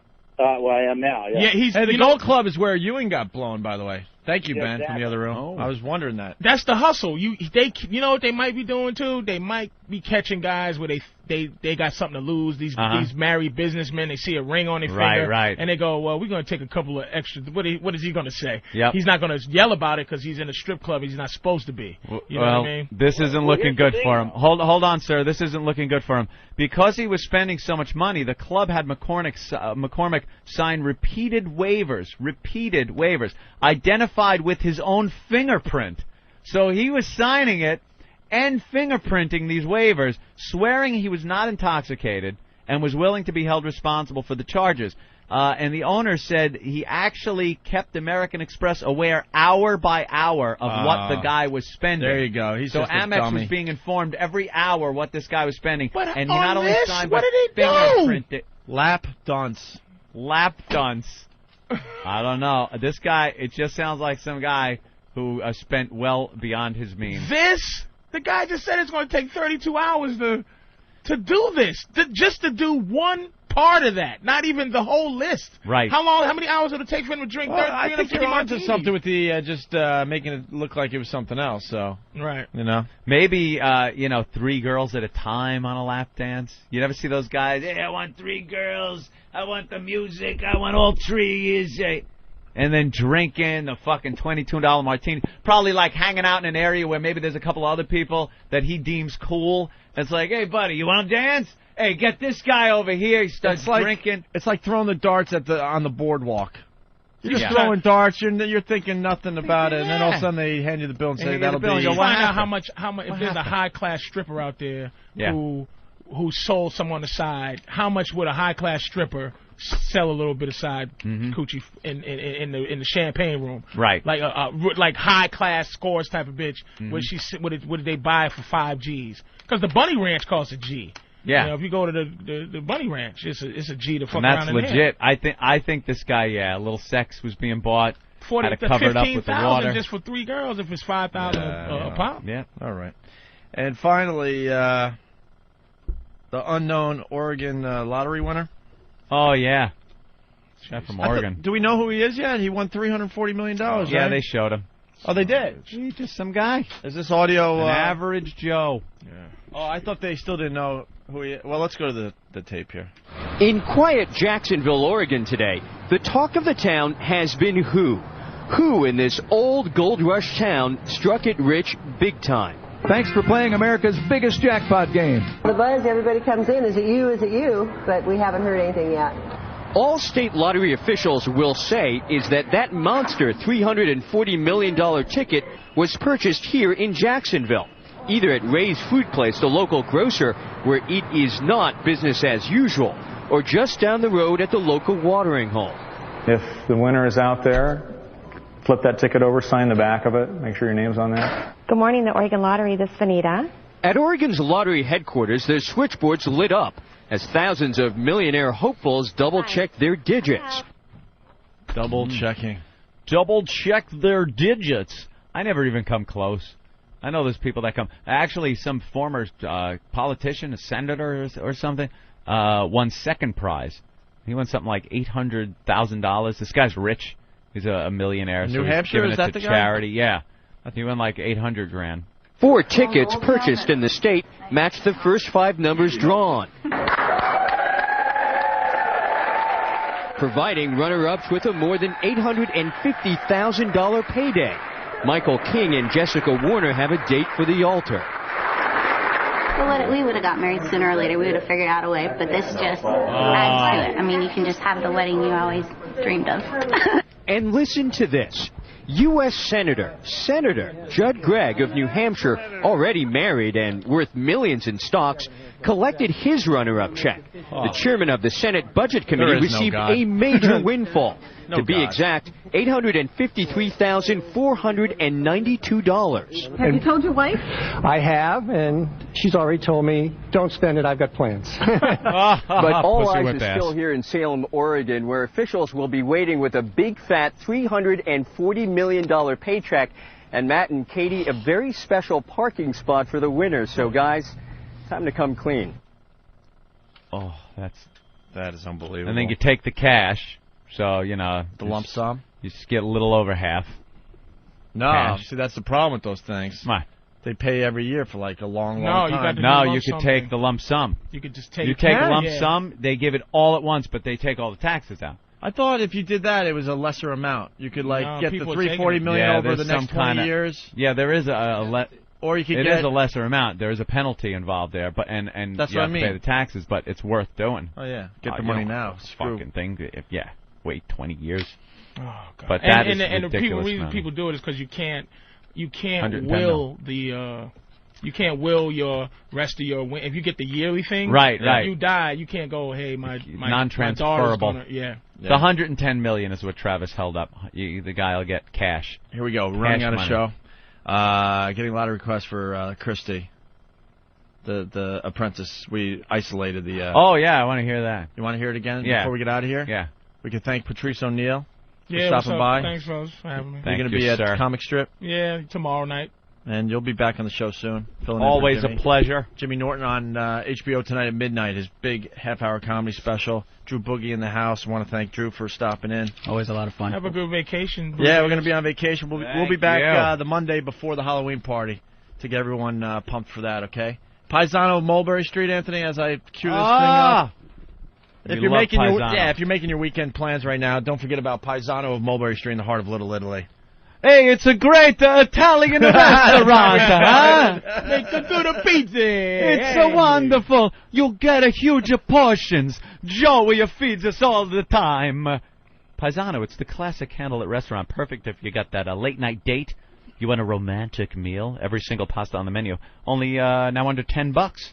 And at Paisano, you mentioned XM Radio. What do you get? That free glass of wine from Joey. Authentic Italian cuisine made from original old-world Italian recipes. All the fun and romance of Italy in a friendly restaurant. It's Paisano. Open weekends till 2 a.m. Paisano of Mulberry Street, right there in the heart of Little Italy between Grand and Hester. Call them. 212-965-1188.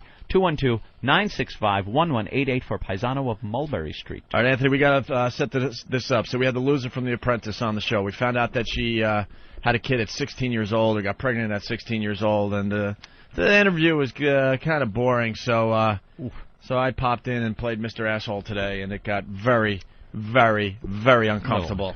Want to add anything to this? Not at all. Self-explanatory? They didn't send you off to some place to have the baby and tell all the neighbors that she's just at boarding school. They whited out her part of the will. No, they really didn't. And I was a great example to my community. I mean, I stood up and I took responsibility. Yeah. I did. Yep. I hear you. All right. Well, that's actually a pretty good way the story could have ended up. Because it could have ended worse, right, Opie? That's my partner, Opie. Opie, we call him Opie the Asshole sometimes here on the Opie and Anthony show. Works out very well.